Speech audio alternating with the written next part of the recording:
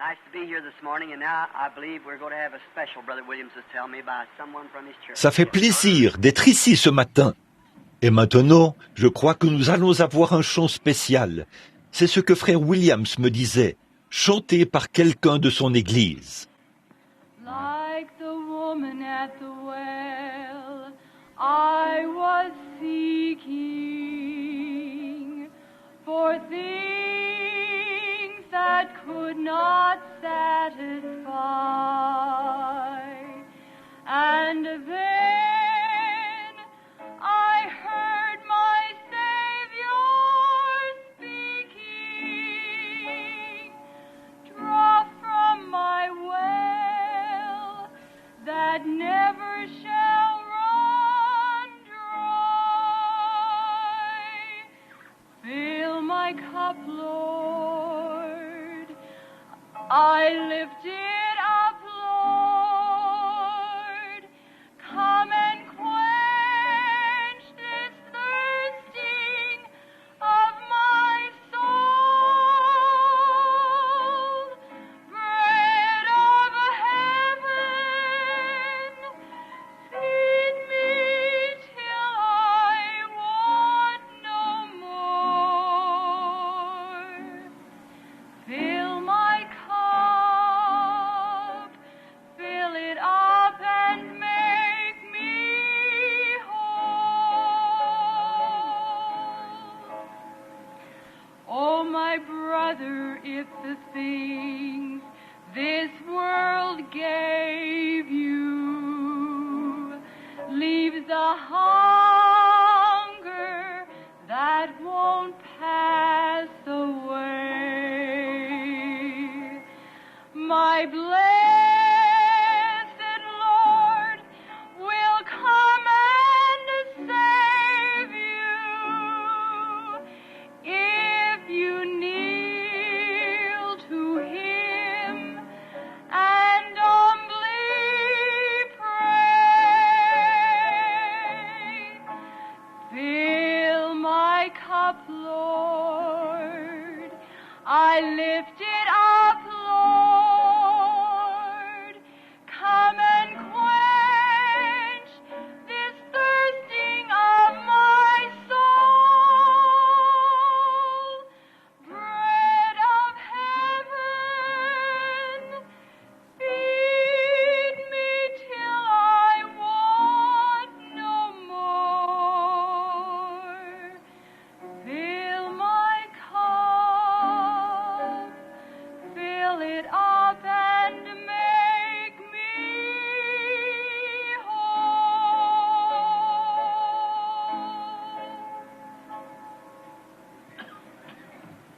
Wonderful. That's what we're here for this morning. C'est pour cela que nous sommes ici ce matin. Voici notre coupe. Remplis-la, Seigneur.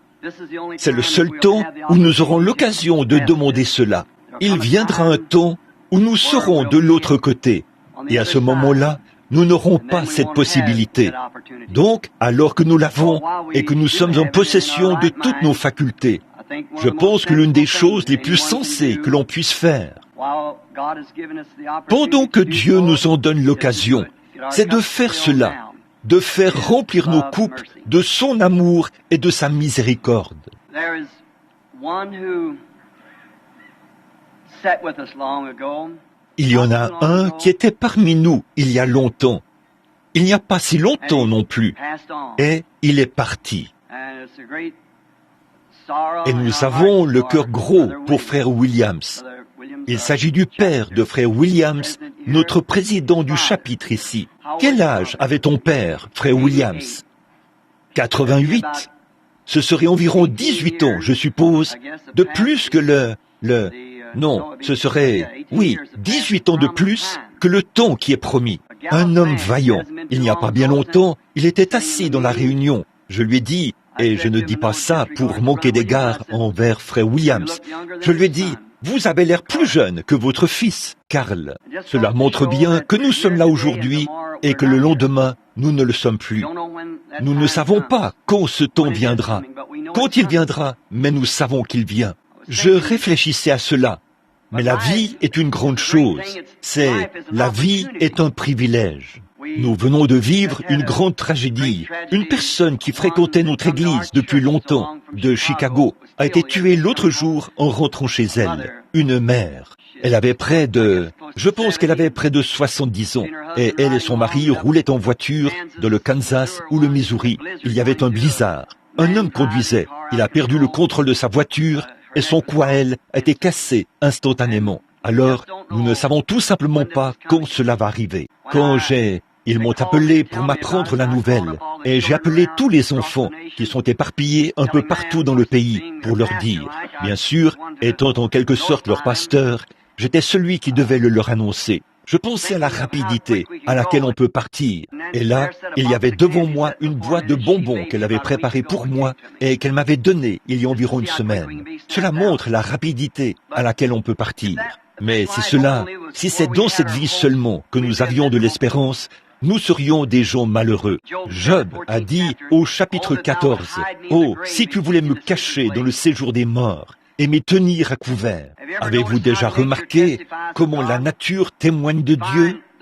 Nous voyons les arbres, les feuilles tombent des arbres, et la vie dans l'arbre descend dans le sol, comme la tombe, et il reste jusqu'à ce que la colère de l'hiver soit passée. Puis elle revient à nouveau, produisant une nouvelle vie. Cela rend témoignage que nous vivons de nouveau. Le soleil se lève un matin, ce n'est qu'un petit bébé, il est faible. Après un certain temps, il est à l'école secondaire. Puis à midi, il est dans sa force. Puis l'après-midi, il commence à descendre de l'autre côté. Puis le soir, il redevient faible et meurt. Mais ce n'est pas la fin du soleil. Il se lève de nouveau le lendemain matin pour rendre témoignage à une autre génération qu'il y a une vie, une mort, un ensevelissement et une résurrection. Même la nature, partout, parle de lui. Et la nature est un grand témoignage d'une autre façon aussi. Nous ne pouvons avoir cette vie de résurrection si elle n'accomplit pas le dessein de Dieu. Maintenant, si une semence est plantée et que cette semence est fécondée, elle produit une nouvelle fleur. Mais si elle n'est pas fécondée, elle ne produira pas une nouvelle fleur. Si cela n'accomplit pas le dessein de Dieu. Pourtant, ce n'est pas seulement parce que c'est une fleur qu'elle ressuscite, mais parce qu'elle accomplit le dessein de Dieu. C'est la raison pour laquelle le soleil se lève, parce qu'il accomplit le dessein de Dieu. Et nous ressuscitons quand nous accomplissons le dessein de Dieu.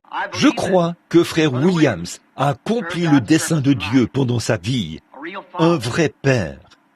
Et je vois sa compagne chérie, Madame Williams, assise ici. Un vrai mari, c'est l'un des desseins de Dieu. Un père, un des desseins de Dieu. Et il a été fécondé par le Saint-Esprit pour Dieu, le dessein principal de Dieu. Donc, de dire que frère Williams ne ressuscitera pas et ne sera pas de nouveau parmi nous, il faudrait dire que la sève ne descend pas, qu'il n'y a pas de lever du soleil. Tout témoigne de sa résurrection, qu'il sera de nouveau avec nous. Tout cela, d'abord, le soleil, les fleurs, la nature, la vie botanique, tout en témoigne. Puis la parole de Dieu témoigne pour lui. Et de plus, la foi même qui est dans notre cœur palpite, car nous savons que nous le reverrons. Que Dieu donne le repos à son âme, afin de rendre un dernier hommage à celui qui était autrefois parmi nous. Levons-nous un instant. Père Céleste, nous n'avons jamais essayé de faire un rassemblement comme celui-ci dans le but d'être vus ou entendus. Nous nous sommes réunis chaque fois pour l'édification de ton Fils, Jésus-Christ, et pour rendre témoignage à ceux qui sont sans lui, afin qu'ils puissent le trouver. Nous avons le cœur lourd pour ceux que notre frère a laissés quand il a quitté cette terre. Quelqu'un qui était parmi nous il n'y a pas longtemps et qui a été ici avec nous dans ce même chapitre de nombreuses fois. Mais nous croyons que tu l'as laissé vivre une bonne vie bien remplie et que son âme est avec toi aujourd'hui. Donne-lui du repos, ô Dieu, jusqu'au jour où nous le reverrons. Bénis son Fils ici présent, ses autres enfants, sa femme chérie et ceux qui l'ont aimé, c'est-à-dire nous tous, Père. Et que nous prenions note de ceci, que nous aussi, nous sommes fragiles et que nous devons partir un jour. Alors, préparons-nous pour cette grande heure. Et s'il y en a ici ce matin qui ne sont pas préparés pour cet événement. Qu'aujourd'hui soit le jour où ils diront oui au Seigneur Jésus et qu'ils seront aussi fécondés par le Saint-Esprit pour lui. Car nous le demandons au nom de Jésus. Amen. Vous pouvez vous asseoir. Maintenant, nous voulons faire quelques annonces. Ma femme, assise là-bas au fond ce matin, j'ai dit, chérie, j'aurais terminé le petit déjeuner. Nous devions aller en ville et faire certaines choses. Et j'ai dit, j'aurais terminé à 10 heures. Elle m'a regardé. J'ai dit, si je n'ai pas terminé à 10 heures, je t'achèterai 3 nouvelles robes de ton choix. Donc je sais ce qui va arriver. Je dois 3 robes maintenant, parce qu'il est 9h40 maintenant. Mais je vais essayer de faire vite, aussi vite que possible. Nous sommes heureux d'être ici, à Jéricho, avec vous ce matin, frères. Et nous vous invitons lundi soir à monter à Jérusalem, à Tucson, pour assister au banquet qui se tiendra là-bas. Vous voyez, Phoenix est dans la vallée, comme Jéricho. Tucson, là où je vis, est sur la montagne. C'est Jérusalem. Où es-tu, Tony? Pourquoi personne ne dit « Amen » par ici? Eh bien, là, je me suis pris au piège. Tony n'est même pas venu. Demain ou lundi soir, il y a le banquet à Tucson. Et nous serions très heureux de vous voir si vous êtes dans les environs et voulez passer nous voir. Mon sujet ce soir-là, si le Seigneur le veut, c'est « Nous avons vu son étoile en Orient et nous sommes venus pour l'adorer ».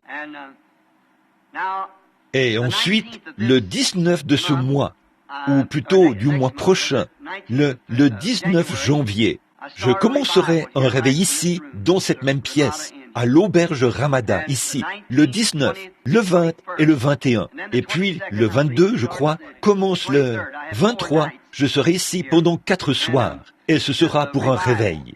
Il y a beaucoup de frères ministres ici, et nous sommes certainement heureux de vous avoir avec nous ce matin, et nous vous invitons cordialement à amener votre assemblée, surtout ceux que vous connaissez ici dans la ville, qui ne connaissent pas Jésus comme leur sauveur. Et puis, deuxièmement, pour ceux qui sont malades et qui croient que Dieu répond aux prières. Nous prévoyons prier pour les malades à ce moment-là, juste avant la grande convention nationale qui se tiendra ici à partir du 22. Et je suis sûr que vous voulez venir entendre cela parce que de nombreux orateurs exceptionnels seront là. Et je suis sûr que vous passerez des moments merveilleux.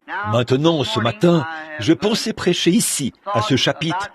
Phoenix a toujours eu une place dans mon cœur. J'aime Phoenix. J'étais ici quand j'étais jeune, là, à Wickenburg, juste un peu plus haut, et j'ai habité là, au coin de la 16e et de Henshaw. C'était un désert à l'époque, mais je vois que c'est en plein dans la métropole, et, bien, vraiment au cœur de la ville.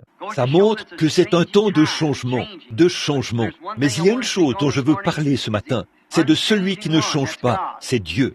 Dieu, dans son programme, sa parole, elle ne change jamais. Les temps changent, les hommes changent, les systèmes changent. Mais Dieu ne change jamais. Il demeure toujours le même. Et j'ai pensé, étant donné que nous approchons de la période de Noël, nous pourrions, peut-être que je vais prêcher un message de Noël. Et maintenant, si vous avez vos Bibles et que vous aimeriez lire, les gens le font parfois, ils suivent la lecture avec les évangélistes ou l'orateur. Je veux lire un passage de l'évangile de Matthieu, chapitre 2, une portion de la parole. Jésus étant né à Bethléem, en Judée, au temps du roi Hérode, voici des mages d'Orient arrivèrent à Jérusalem et dirent, « Où est le roi des Juifs qui vient de naître? Car nous avons vu son étoile en Orient et nous sommes venus pour l'adorer. » Le roi Hérode apprit cela, fut troublé, et tout Jérusalem avec lui. Il assembla tous les principaux sacrificateurs et les scribes du peuple, et il s'informa auprès, eux, où devait naître le Christ.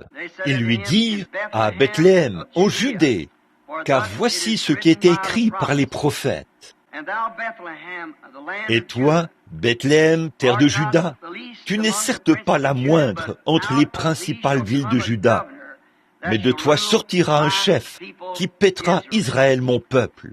Que le Seigneur ajoute ses bénédictions à la lecture de sa parole. Et maintenant, j'ai quelques notes ici et quelques passages des Écritures auxquels me référer. Alors, j'aimerais avoir toute votre attention pendant un petit moment, alors que je parlerai de ce sujet, pourquoi la petite Bethléem?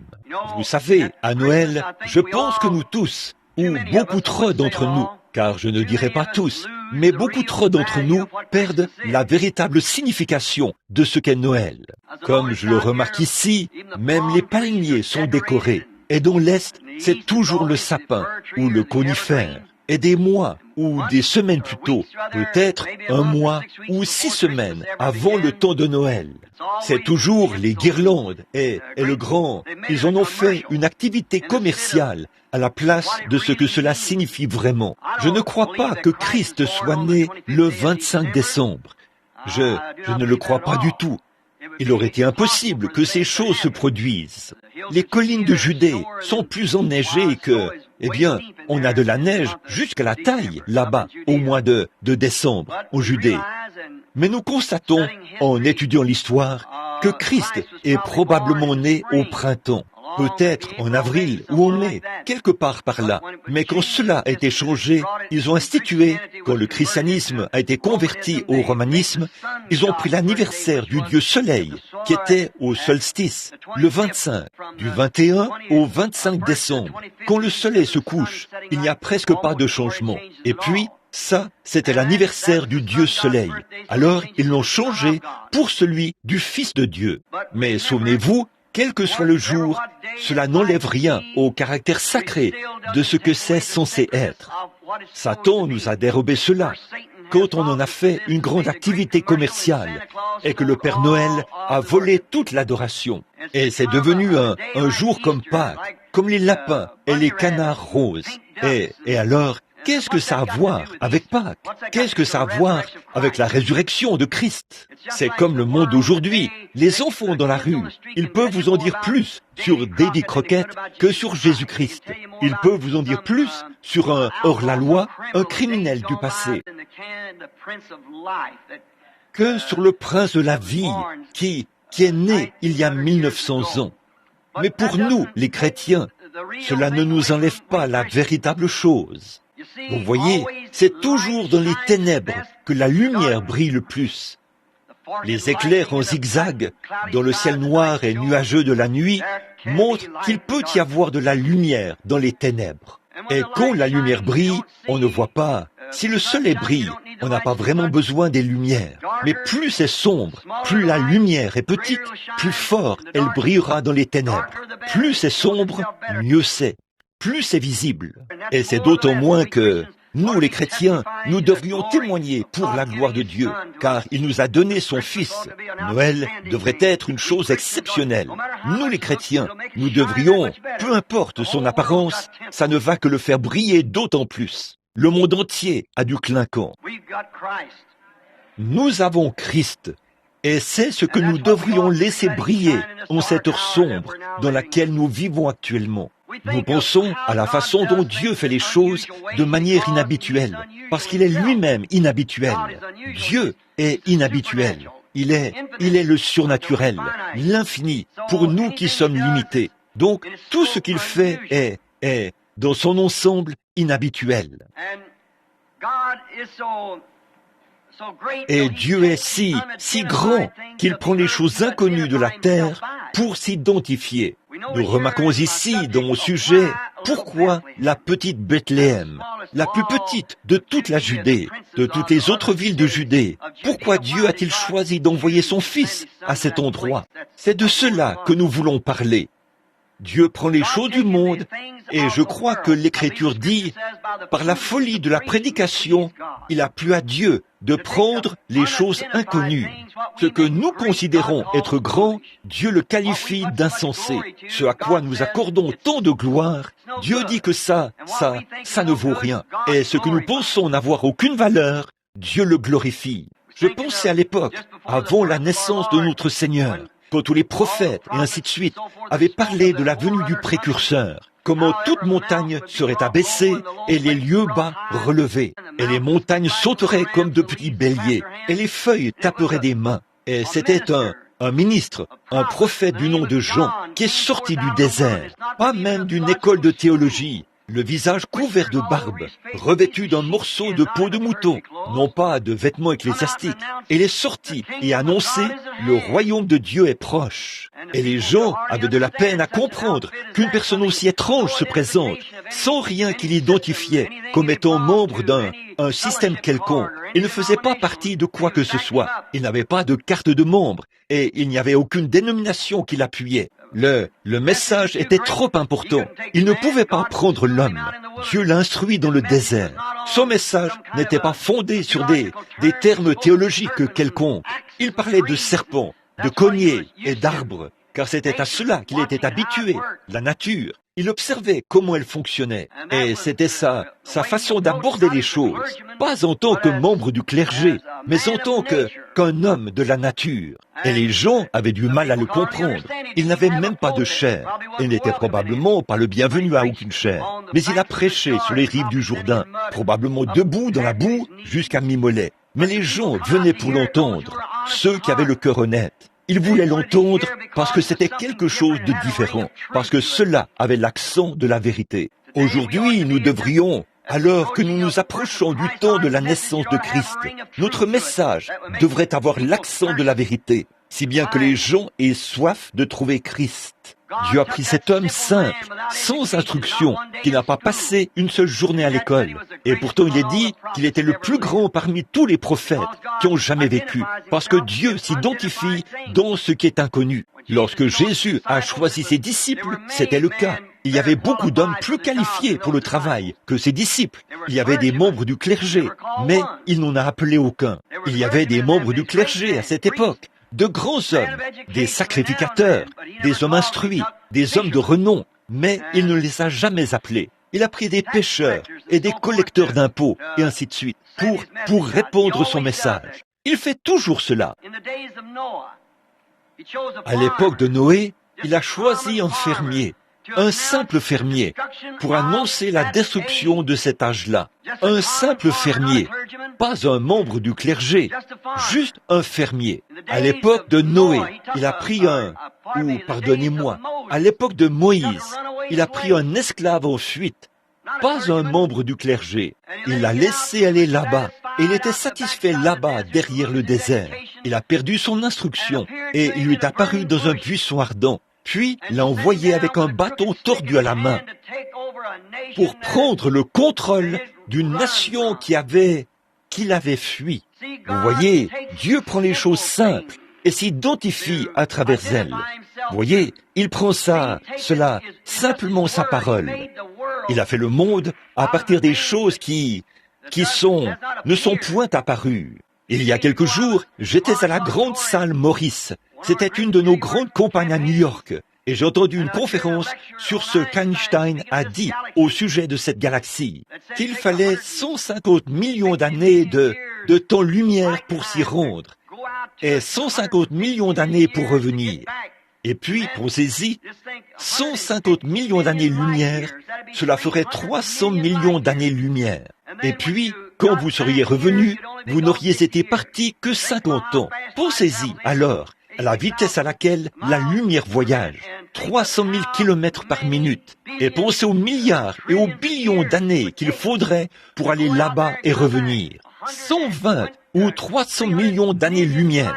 Et ça, c'est juste pour se rendre à une galaxie dans la constellation que Dieu a créée en soufflant dans ses mains. Et lui, il se trouve peut-être à un nombre incommensurable d'années-lumière de là. Et en regardant tout ça, alors ce Russe a dit qu'il était environ 250, 320 kilomètres dans les airs. Et il a dit qu'il n'avait pas vu Dieu ni d'ange. Comment l'homme peut-il être aussi simple d'esprit? Et puis, pensez à tous ces milliards et ces billions d'années. Il y a seulement 50 ans d'ici, qu'est-il advenu de lui? Il est entré dans l'éternité. Ils disent que cet astronaute qui vient de décoller a passé un certain nombre d'heures dans l'espace, a fait 17 fois le tour du monde, ou quel que soit le nombre. Ils ont dit que cela n'a même pas duré une seconde dans sa vie. Il voyageait avec le temps. Donc vous voyez, vous entrez dans l'éternité. C'est la grandeur de Dieu. Notre esprit ne peut pas saisir la grandeur de sa personne. Et pourtant, lorsqu'il est prêt à se révéler, il le fait si simplement. Il prend des choses simples pour le faire. La simplicité de la chose. David, il semblait être de tous les 7 fils d'Isaïe. Il a été le dernier à être amené devant le prophète. Eh bien, même ses propres parents auraient pu rire. Ils n'arrivaient pas à imaginer qu'un petit David au teint rosé, un petit homme aux épaules voûtées et au teint rosé, soit l'homme qui deviendrait le roi d'Israël. Il n'avait peut-être pas l'air d'un roi aux yeux de ces gens, mais il devait certainement en avoir l'air aux yeux de Dieu, parce qu'il l'a oint roi, de toute façon. Vous voyez, il a pris celui qui était simple de la famille de David ou de la famille d'Isaïe, pour faire des rois, quelque chose que le monde avait refusé.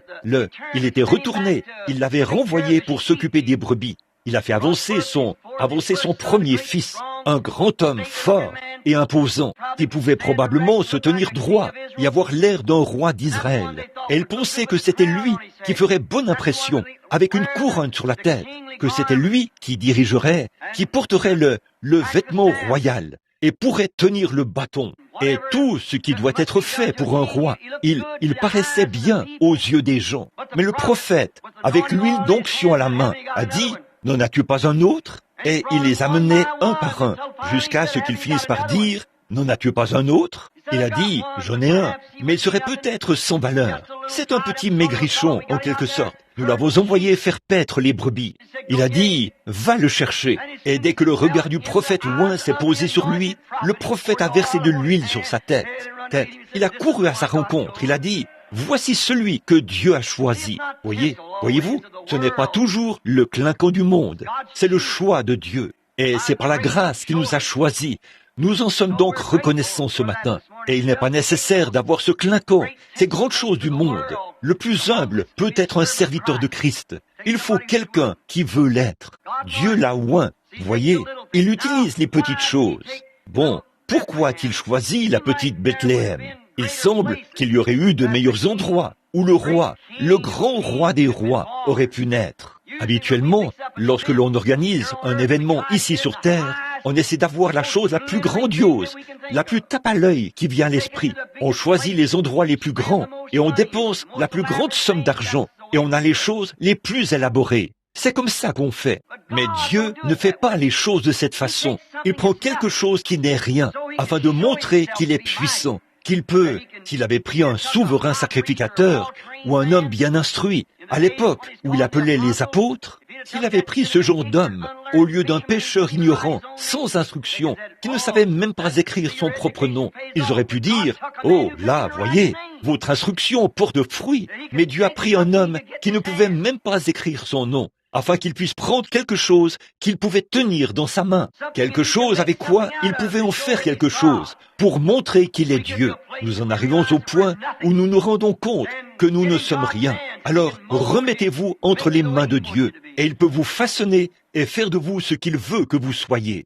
Mais tant qu'on a le sentiment d'être important, on n'arrivera jamais à rien. On ne peut même pas être entre les mains de Dieu, tant qu'on n'a pas compris qu'on n'est pas important. L'autre jour, une de mes petites filles me posait des questions au sujet de l'importance. J'ai dit, eh bien, nous parlions d'un homme important. Eh bien, c'était le président qui venait d'être assassiné. Et nos cœurs étaient affligés par cela. Et j'ai dit, eh bien, c'était un homme important. Les journaux y ont accordé une très grande importance. Et c'était diffusé à la télévision. Et cela coûtait des milliards et des milliards de dollars au gouvernement pour diffuser cela. Là, c'est très bien, c'est leur affaire. Mais j'ai dit, ce petit prédicateur pentecôtiste, là-bas, en Caroline, où un homme est entré là, un ivrogne, avec un fusil de chasse. Il a fait venir sa femme et a tiré sur l'homme qui est tombé mort derrière la chaire. Puis il a tiré sur sa femme et a retourné l'arme contre lui-même. Un petit article là, à la fin du journal, à peu près long comme ça. Laissez-moi vous dire, frère, peu importe qui nous sommes, tu veux savoir à quel point tu es importante? Et je dis à ma petite fille, mets ton doigt dans un seau d'eau et retire-le, puis essaye de trouver le trou. Nous ne sommes rien. Il n'y en a qu'un qui est important, c'est Dieu. Nous devons nous en souvenir. C'est lui. On aurait dit que s'il voulait, si un homme devait préparer un endroit où le roi allait naître, il y avait des endroits religieux et des endroits historiques plus importants qu'on aurait pu choisir pour le roi que cette petite Bethléem. Des endroits, par exemple, comme Silo. Silo était l'endroit où l'arche a été installée pour la première fois. Nous le savons. car nous traversons là où nous traversons le Jourdain de ce côté-ci, en Palestine, où l'arche a été installée comme premier lieu d'adoration. Ô Gilgal, Sion est un lieu formidable.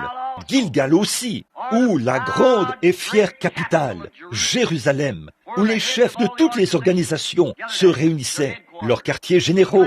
Il semble qu'on aurait pu préparer un endroit là-bas, à Jérusalem, pour que le grand roi y naisse. S'il voulait un endroit historique ou un endroit exceptionnel, c'est là que se trouvait le quartier général religieux, celui de leur religion où le roi est venu. Il est venu pour représenter leur religion.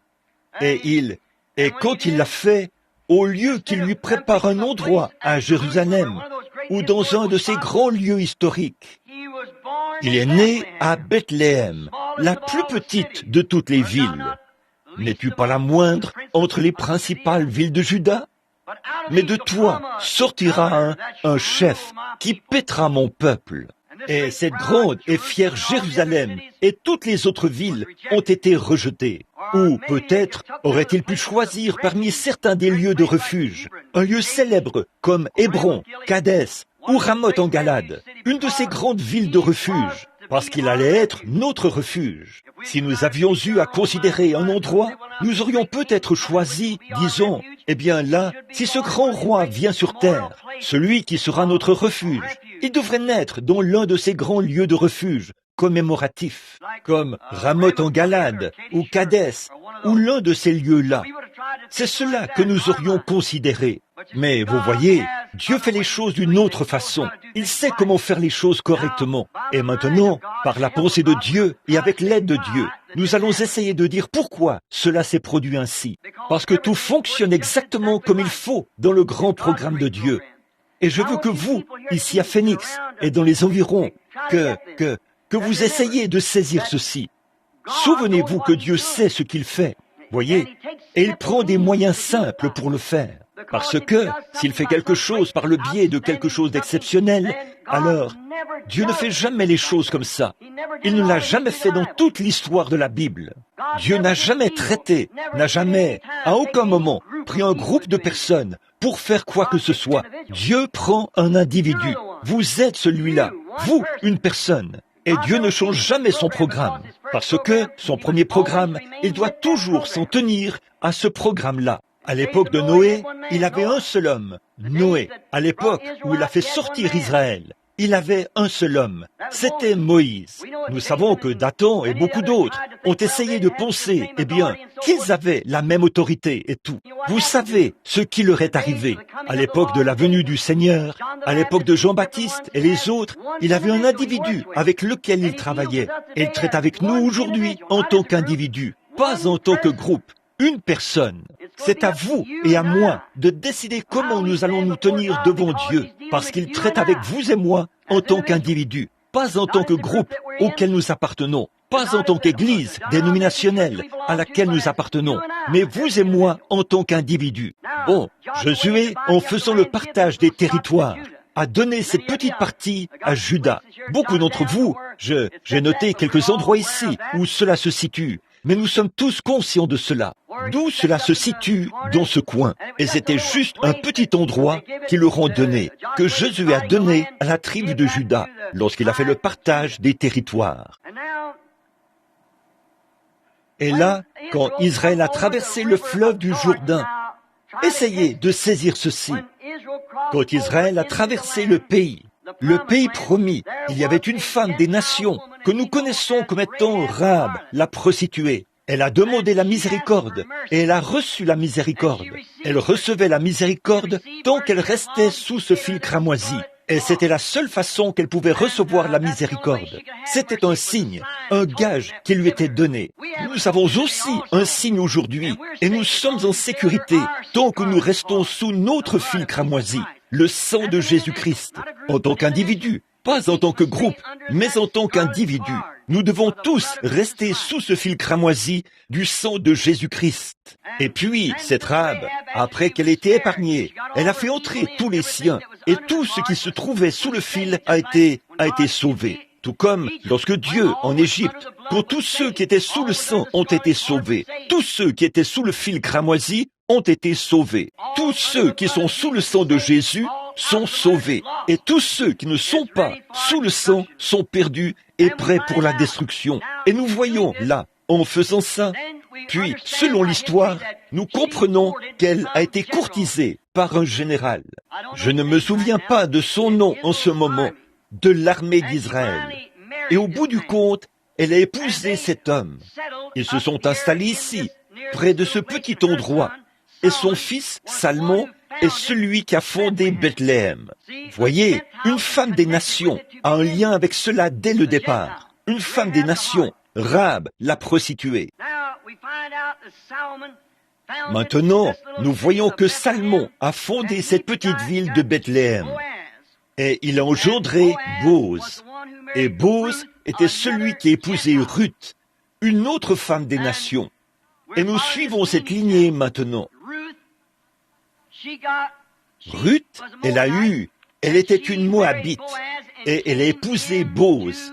Elle est arrivée dans cette petite ville au moment de la saison des orges. Oh, si on avait le temps ce matin, là-dessus, je vais devoir 6 robes à ma femme après ça. Mais combien on pourrait s'étendre sur ce sujet? Naomi, qui représente l'Église orthodoxe, est partie à cause d'une famine, est allée au pays de Moab, comme quand Israël a été dispersé partout dans les nations. Puis, quand elle est revenue, elle a ramené Ruth, la Moabite, et elle est revenue à la saison des orges, au moment de la première récolte d'orges. Ça signifie l'Église des nations qui revient à Dieu à la saison des orges. Quelle belle image ici! Puis, elle et Bose se sont mariés, et leur fils célèbre, Obed, a été conçu et est né là-bas. Et puis son fils, son petit-fils, Isaïe, est venu d'Obed. Là aussi, il a engendré David, son fils. Le roi David venait de là-bas. Regardez ce qui suit maintenant. De Rahab la prostituée est venu son fils, qui a fondé ça. De là est venu Bose, qui a fait entrer une autre femme des nations. Et puis, de Bose est venu Isaïe. Et ici, Isaïe est né David. Et David, au même endroit, à la même petite Bethléem, a été oint par le prophète de Dieu pour être le roi d'Israël. Toutes ces choses spirituelles, cachées aux yeux du monde, se déroulaient ici, dans cette petite ville de Bethléem. Voyez, c'est comme ça que Dieu agit.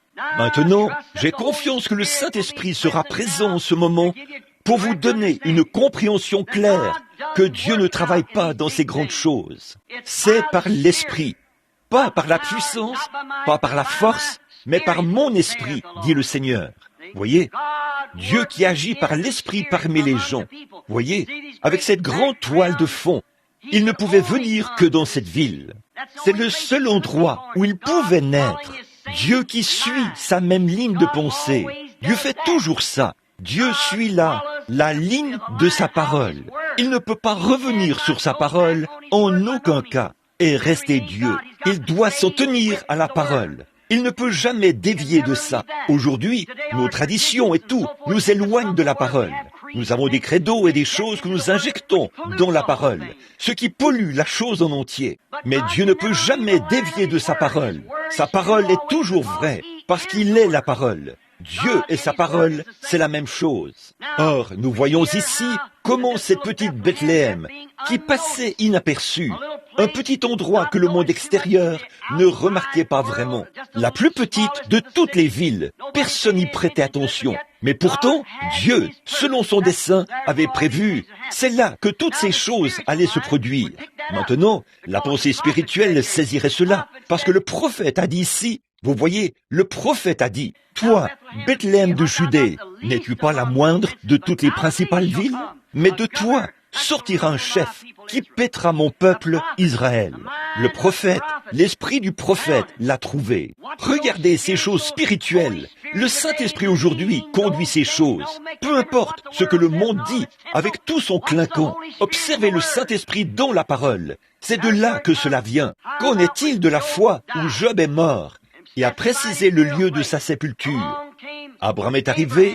Abraham a acheté le terrain pour enterrer sa femme Sarah.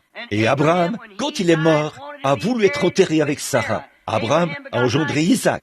Isaac, quand il est mort, a voulu être enterré avec Abraham. Isaac a engendré Jacob. Jacob est mort là-bas en Égypte, mais il a fait jurer Joseph, son fils prophète, la main sur sa hanche qui le faisait boiter, qu'il ne l'enterrerait pas là-bas en Égypte. Pourquoi? Il a dit, emmène-moi dans le pays et qu'on m'y enterre. Et Joseph, lorsqu'il est mort là-bas en Égypte, il avait parlé du départ d'Israël qui sortait selon la prophétie. Mais il a dit, emportez mes os hors de ce pays. Pourquoi? Il savait que les prémices de la résurrection, ce serait de ce pays. Car Job a dit, je sais que mon Rédempteur est vivant. Et au dernier jour, il se tiendra sur la terre. Quand les vers de ma peau détruiraient ce corps, de ma chair, je verrai Dieu. Et il savait que les prémices de la résurrection devaient sortir du pays promis, pas de l'Égypte. Ils étaient spirituels, ils étaient prophètes. Et quand Jésus est mort, le vendredi saint, et qu'il est ressuscité le matin de Pâques, le dimanche matin suivant, la Bible dit ceci, plusieurs saints qui dormaient dans la poussière de la terre sont ressuscités et sont sortis des tombeaux, sont allés dans la ville, sont entrés dans la gloire avec lui. Pourquoi? Ce sont ces prophètes qui savaient exactement où être enterrés, l'endroit et le moment. C'était caché aux yeux des sages. Mais ils savaient quoi?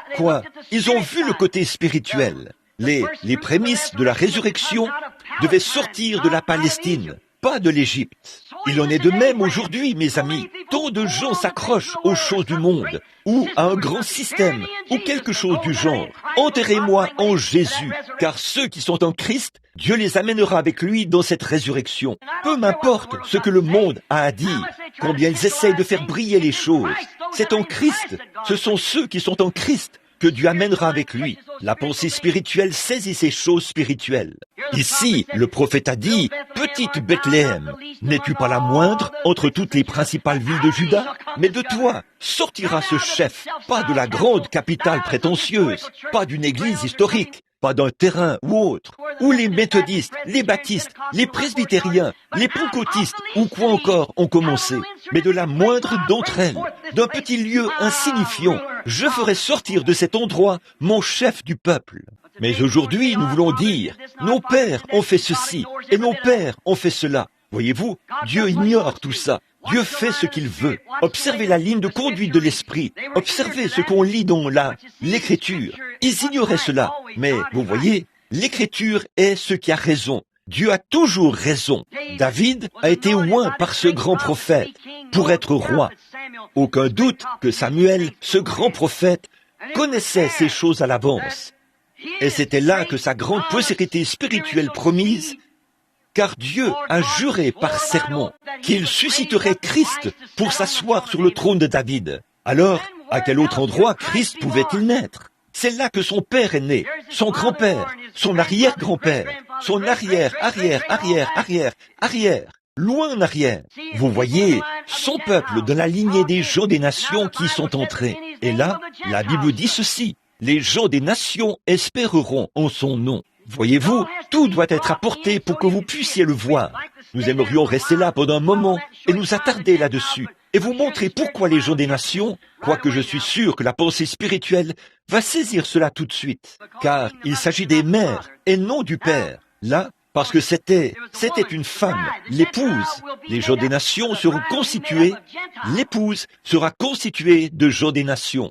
Les gens des nations, il fera sortir du milieu des nations un peuple, à cause de son nom. C'est son nom. Il a pris une femme, voyez, du milieu des nations. Et il fallait qu'il en soit ainsi. La femme est entrée, l'église, c'était des gens des nations, les grands-mères là-bas, dans la lignée de la postérité. Or, tout comme Isaac était par ailleurs de la lignée de la postérité. Maintenant, remarquez ceci. Nous voyons alors que David avait cette promesse qu'il aurait un fils. Nous remarquons comment cela fait un autre parallèle avec Israël. Quand Israël, ou Abraham, a reçu la promesse que sa postérité, ce qu'elle serait, que de sa postérité sortirait ce grand sauveur, et qu'il serait père des nations. Sa postérité naturelle, bien sûr, était Isaac, et elle a échoué. Mais de sa postérité spirituelle, par la foi qu'il avait, est venu Christ, ce qui a fait entrer toutes les nations. Eh bien, maintenant, nous voyons un parallèle de cela ici encore. La postérité naturelle de David était Salomon, et elle a rétrogradé, tout comme l'autre postérité d'Abraham.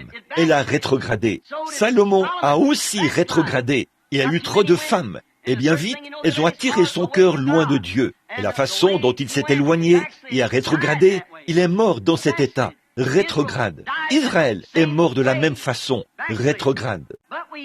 Mais nous voyons que cette postérité spirituelle qui était promise venait par la postérité naturelle, les descendants d'Abraham. Mais la royauté vient par la promesse spirituelle faite à David. Et David est né à Bethléem. Et il était oint à Bethléem.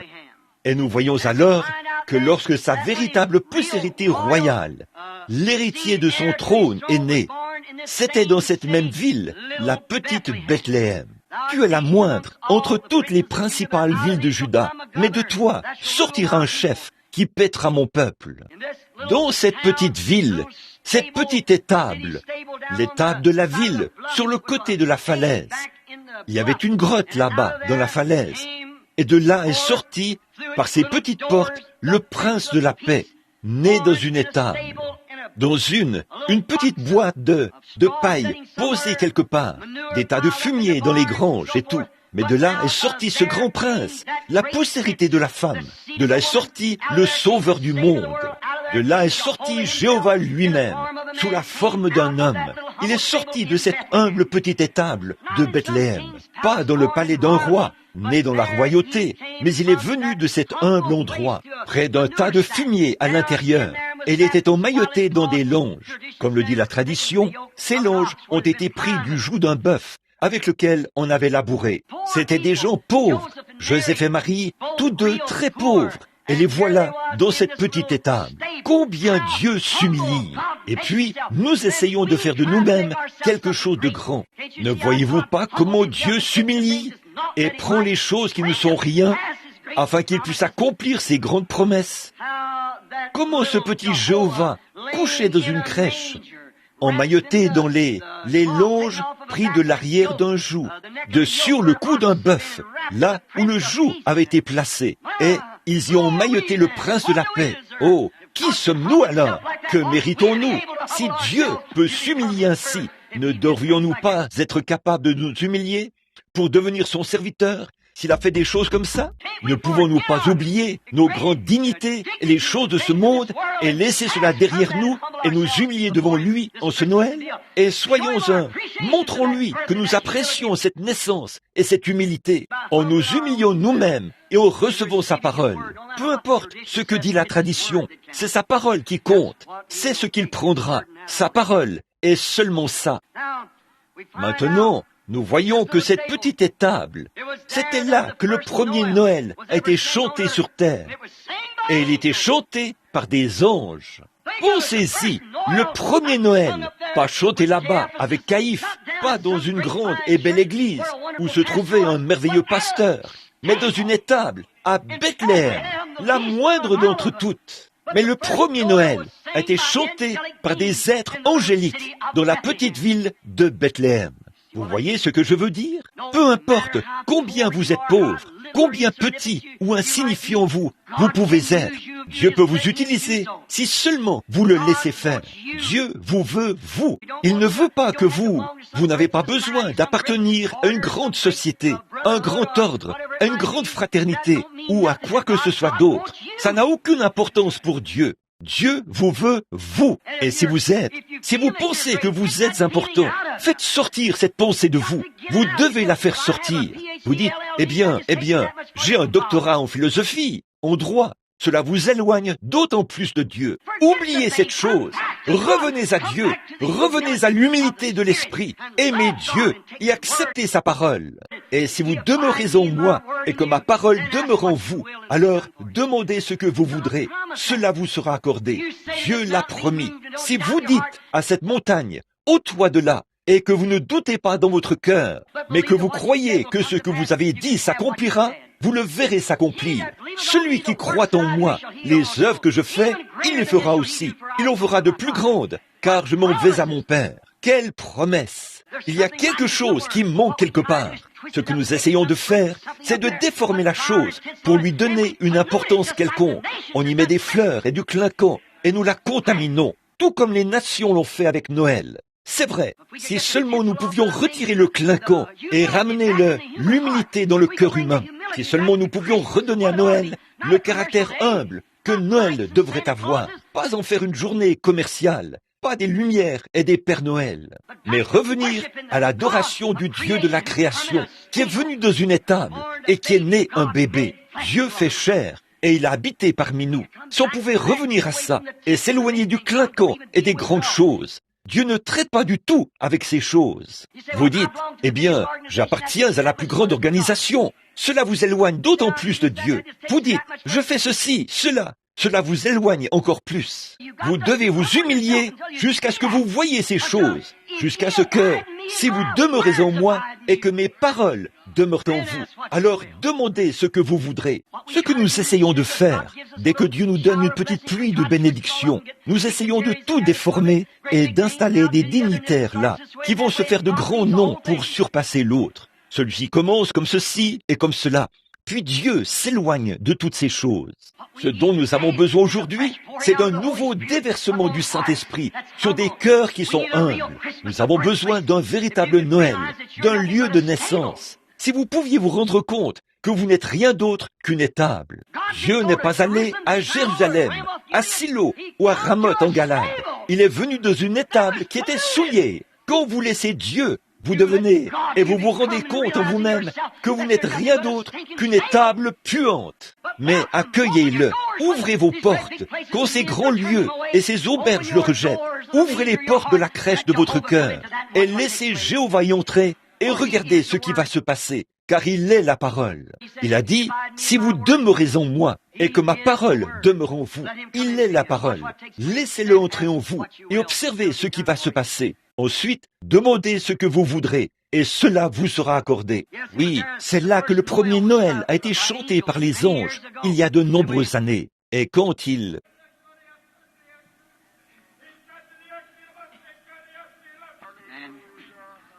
Et maintenant, nous savons que le message doit être très important, et que Dieu voulait dire cela. Sinon, il n'aurait pas interrompu un message pour faire quelque chose comme ça. Humiliez-vous sous la main de Dieu. Tel était le message, mes amis.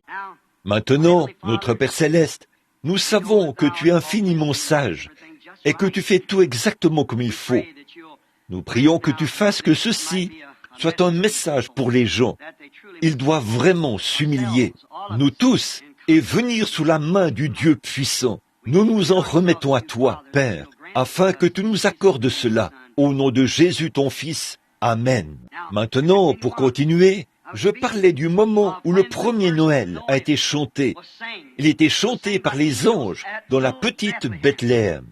C'est là que tous ces grands hommes sont nés. C'est là que le roi promis est né. Le roi promis est venu là. Bon, le mot, pour aller vite maintenant, afin que je ne vous retienne pas trop longtemps. Là, la promesse, le mot était celui-ci, le mot Bethléem. Analysons-le. J'ai sauté quelques notes ici, afin de gagner du temps. Donc, Bethléem, le mot B-E-T-H signifie maison, et L signifie Dieu en hébreu, et L-H-E-M, c'est pain. Bethléem, la maison du pain de Dieu. Voilà ce que le mot signifie. Les mots, les noms, ils ont des significations. Beaucoup de gens ne croient pas cela. Mais c'est vrai, si les noms n'ont pas de signification, pourquoi le nom d'Abraham a-t-il dû être changé pour Abraham? Pourquoi Sarai a-t-il dû être changé pour Sarah? Pourquoi Saul a-t-il dû être changé pour Paul? Pourquoi Simon a-t-il dû être changé pour Pierre? Voyez, tout cela a une signification. Tout a une signification. Et le nom Bethléem signifie la maison du pain de Dieu. Or, comme cela convient à Jésus, le pain de vie éternelle. Christ est le pain de vie. Nous croyons tout cela, n'est-ce pas? Comme il convient que Bethléem, le centre mondial pour le pain, soit le centre pour le pain de la vie éternelle. C'est pour cela que le roi devait naître là. Il a dit dans Jean 6,35, « Je suis le pain de vie qui est descendu du ciel d'auprès de Dieu. Vos pères ont mangé de la manne dans le désert, et ils sont tous morts. Mais ce pain, si un homme mange ce pain, il vivra éternellement. » Or, Jésus est le pain de vie. Donc, le pain de vie devait venir à Bethléem. Il est notre pain de vie pour le voyage. Comme pour Israël. Dieu a donné à Israël du pain provenant des cieux pour leur voyage. Depuis leur sortie d'Égypte jusqu'au pays promis, le pain, chaque nuit, pleuvait des cieux.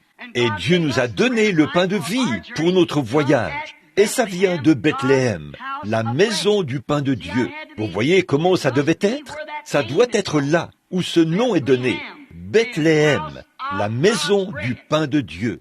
Alors, comment aurait-il pu naître à Jérusalem? Comment aurait-il pu naître à Ramoth en Galade? Vous voyez, il est venu là où était son nom, la maison du pain de Dieu.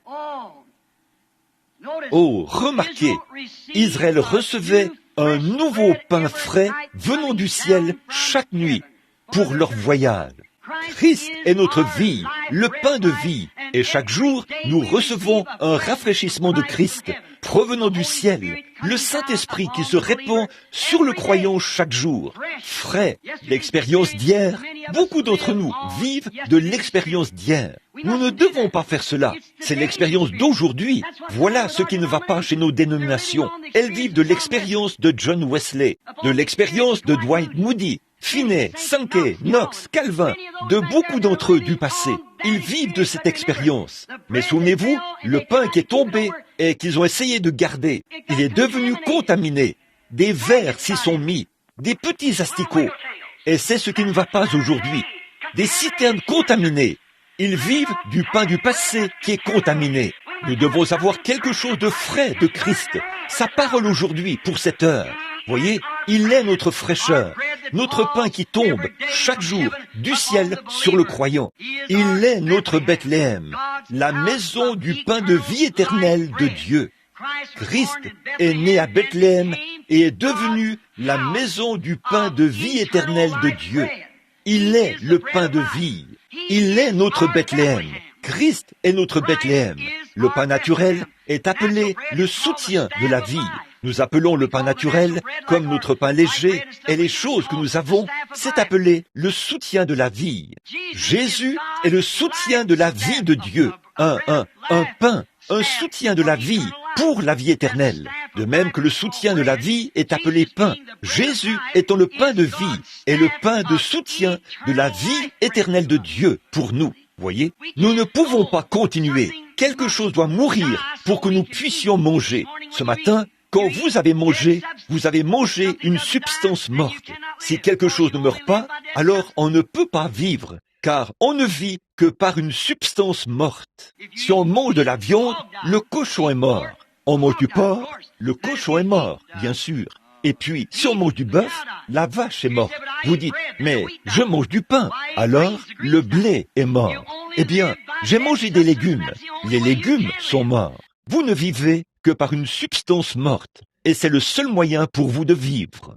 Donc, si vous ne pouvez vivre de le naturel que par une substance morte, quelque chose a dû mourir pour que vous puissiez vivre de le naturel. Combien plus quelque chose a dû mourir pour que vous puissiez vivre éternellement. Christ est mort afin que nous puissions vivre éternellement. Et il est devenu la maison du pain de vie éternelle de Dieu, que nous recevons fraîchement à chaque heure du jour, qui descend de Dieu depuis le ciel, sous la forme du Saint-Esprit, qui nourrit nos âmes affamées, alors que nous sommes réunis dans les lieux célestes. Il est notre Bethléem. Alors, tous les vrais fils de Dieu qui croient sont nés à Bethléem avec lui. Si Christ a dû devenir le pain de vie, naître à Bethléem, qui est la maison du pain de vie, alors chaque véritable croyant en Christ est né en Christ. Ils sont nés dans la Bethléem de Dieu. Amen.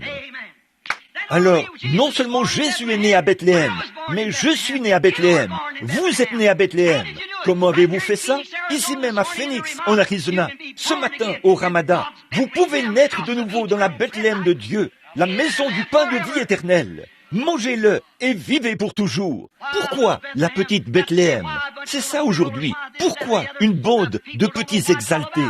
Pourquoi ceci, cela ou autre chose? Les gens ne savent pas ce qu'il en est. Mais l'Esprit le révèle. La parole le démontre. C'est la manifestation de la parole de Dieu. Nous avons la vie par Christ et par lui seul. Nos organisations, nos dénominations, nos divergences ne font que nous séparer de Dieu. Nous n'avons qu'un seul accès à Dieu et c'est par Jésus-Christ. Il n'y a pas d'autre moyen par lequel nous pouvons venir. Par aucun prêtre, aucun prédicateur, aucun système, ni rien d'autre. Seulement par Jésus-Christ et Jésus-Christ crucifié. Il est le pain de vie de Dieu et nous sommes nés en lui. Et s'il est le pain de vie de Dieu, alors il est Bethléem. Et étant nés en Christ, nous sommes donc nés de Dieu à Bethléem, en Jésus-Christ. Assis ensemble dans les lieux célestes, nous nourrissons de lui, nous nourrissons de lui. Qui est-il? Il est la parole. Au commencement était la parole, et la parole était avec Dieu, et la parole était Dieu. Et lorsque nous pouvons avoir un seul objectif, la parole de Dieu, et nous en nourrir, nous sommes dans la Bethléem spirituelle de Dieu. Mangeons le pain spirituel de Dieu. Et nos âmes ponctuent chaque parole qu'il a prononcée d'un Amen.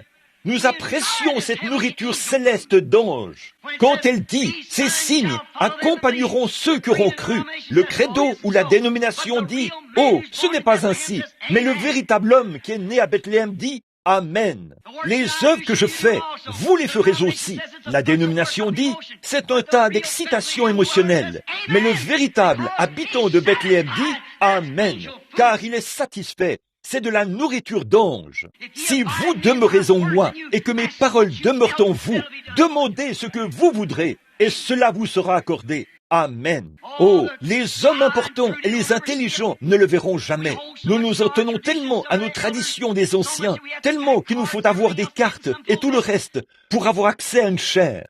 Ce n'est pas ça. Vous pouvez accéder à la chair de Dieu en vous humiliant. Entrez dans la maison du pain de vie, Jésus-Christ, et vivez pour toujours dans sa présence. Et soyez élevés dans les lieux célestes en Jésus-Christ, vous régalant de la parole. Voilà la Bethléem de Dieu. Combien d'entre nous y sommes ce matin? Combien sont prêts à oublier leurs traditions? Combien sont prêts à oublier leurs credos qui sont en désaccord avec la parole? Pourquoi n'y a-t-il pas de réveil? Pourquoi ces choses n'arrivent-elles pas parmi nous? Qu'est-ce qui ne va pas chez les pentecôtistes? Ils se sont organisés. C'est ça. Vous ne pouvez pas organiser la Pentecôte. Vous pouvez faire une organisation. Mais la Pentecôte, c'est une bénédiction. C'est la puissance de Dieu. Et si c'est une Pentecôte authentique, elle ne laissera jamais la parole de côté pour un credo. Elle acceptera la parole. C'est juste. Parce qu'elle est circoncise du monde et des choses du monde. Elle ne s'appuie que sur la parole de Dieu et la croix. Nous sommes dans Bethléem, des candidats pour le royaume de Dieu. Nous mangeons le pain de vie éternelle de Dieu, né, pain de Dieu, né à Bethléem, pour devenir le pain spirituel de vie éternelle dans la maison de Dieu. Oh là là, né à Bethléem. Ce matin, nous le sommes, quand nous naissons en Jésus-Christ. Car il est la Bethléem de Dieu. Jésus est la maison du pain de vie éternelle de Dieu. Il est aussi notre eau pour le voyage. Maintenant, nous savons qu'il est l'eau. Comme Israël dans leur voyage, ils ont frappé un rocher. Leur pain est descendu du ciel. Mais un rocher a été frappé afin qu'ils puissent y boire pour soutenir leur vie durant le voyage. Dieu a frappé un rocher ou a demandé à Moïse de le faire. Son prophète, il a frappé le rocher. Qu'est-ce que c'était? Ouvrir le rocher. Si le rocher était Christ, le croyez-vous? Très bien. Alors, si le prophète a ouvert le rocher pour que la vie puisse en sortir, alors, si c'est le rocher, aujourd'hui, nous avons besoin du Saint-Esprit dans un homme qui frappera le rocher de nouveau. Amen. Et qui permettra à la parole de sortir parce qu'il est la parole.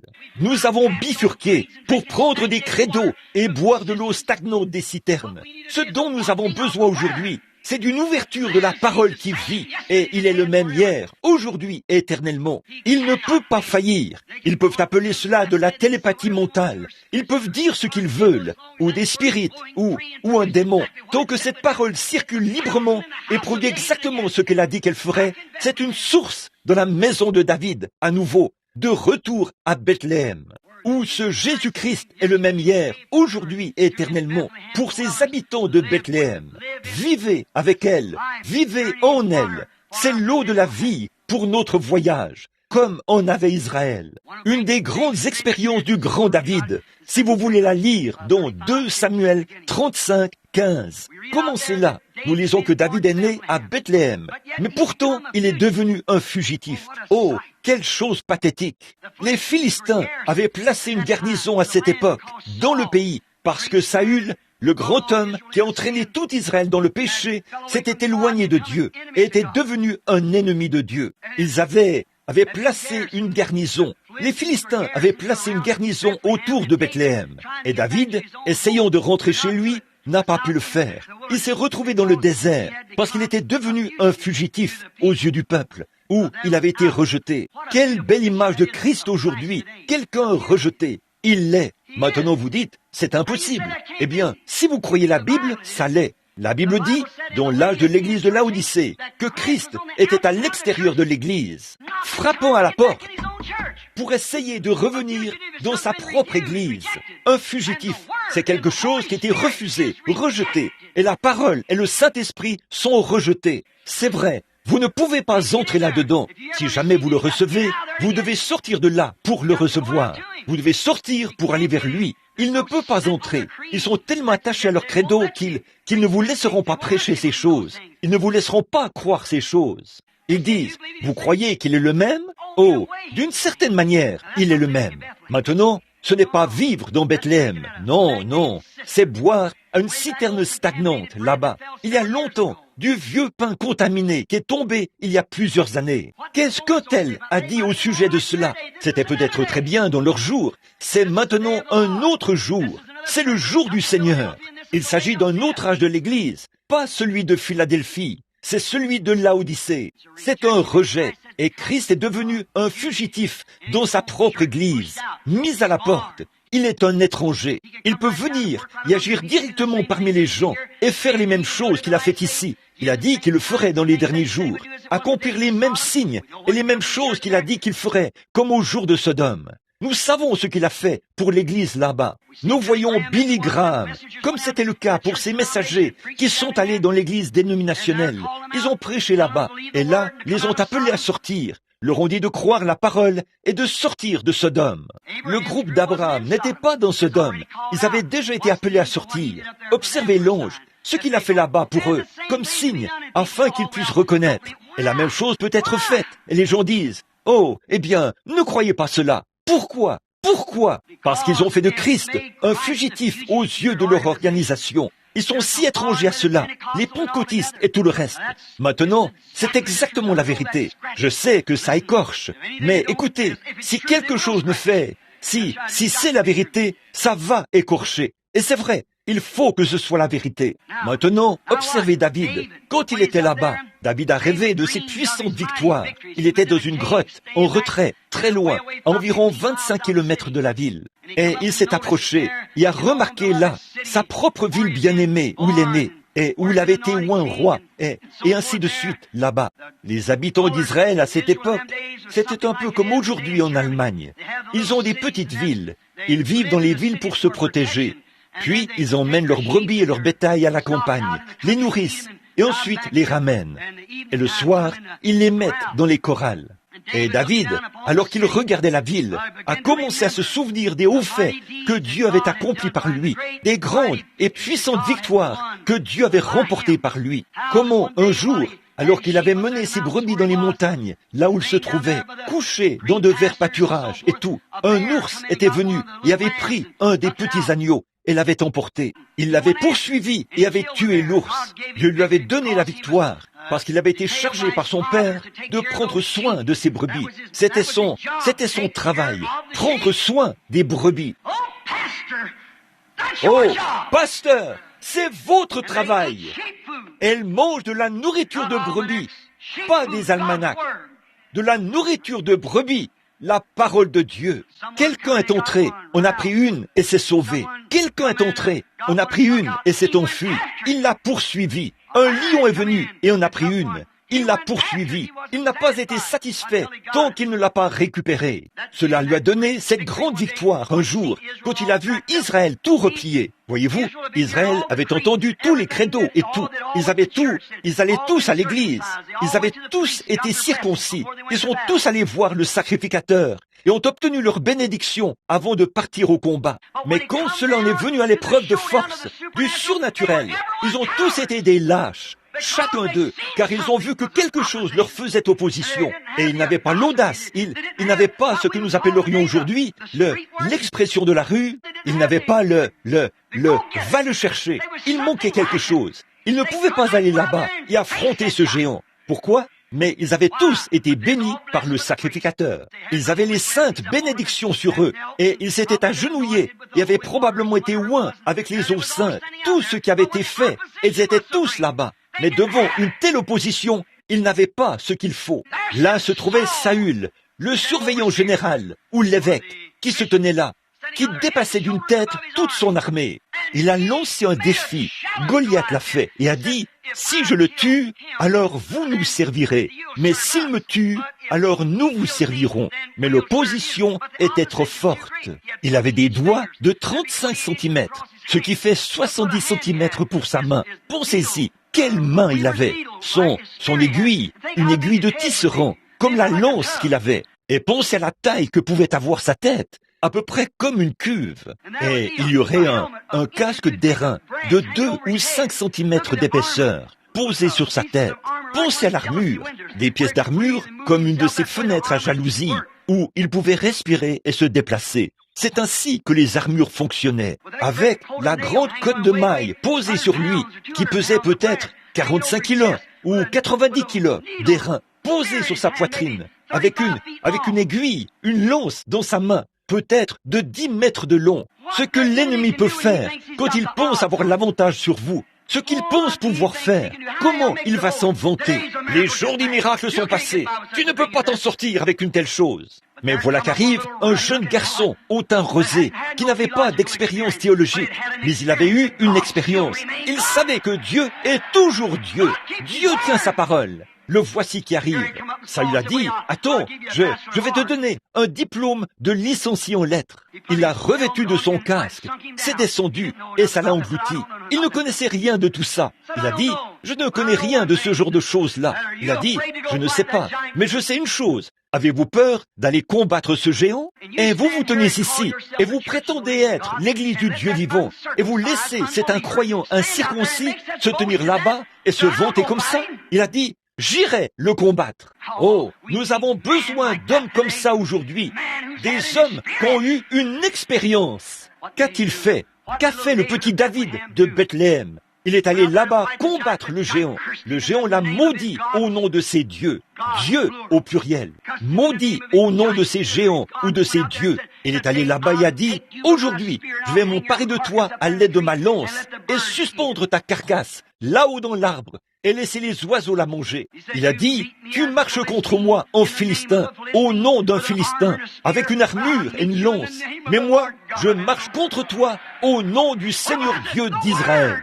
Qu'est-ce que c'était? La parole. La parole. Je marche contre toi avec la parole. Il a dit, aujourd'hui, je vais te couper la tête de sur les épaules. Ce géant a ri et s'est avancé contre lui. Et David n'a pas reculé. Il s'est avancé contre lui, lui aussi. Il n'y avait qu'un seul petit endroit. Et Dieu a dirigé sa pierre.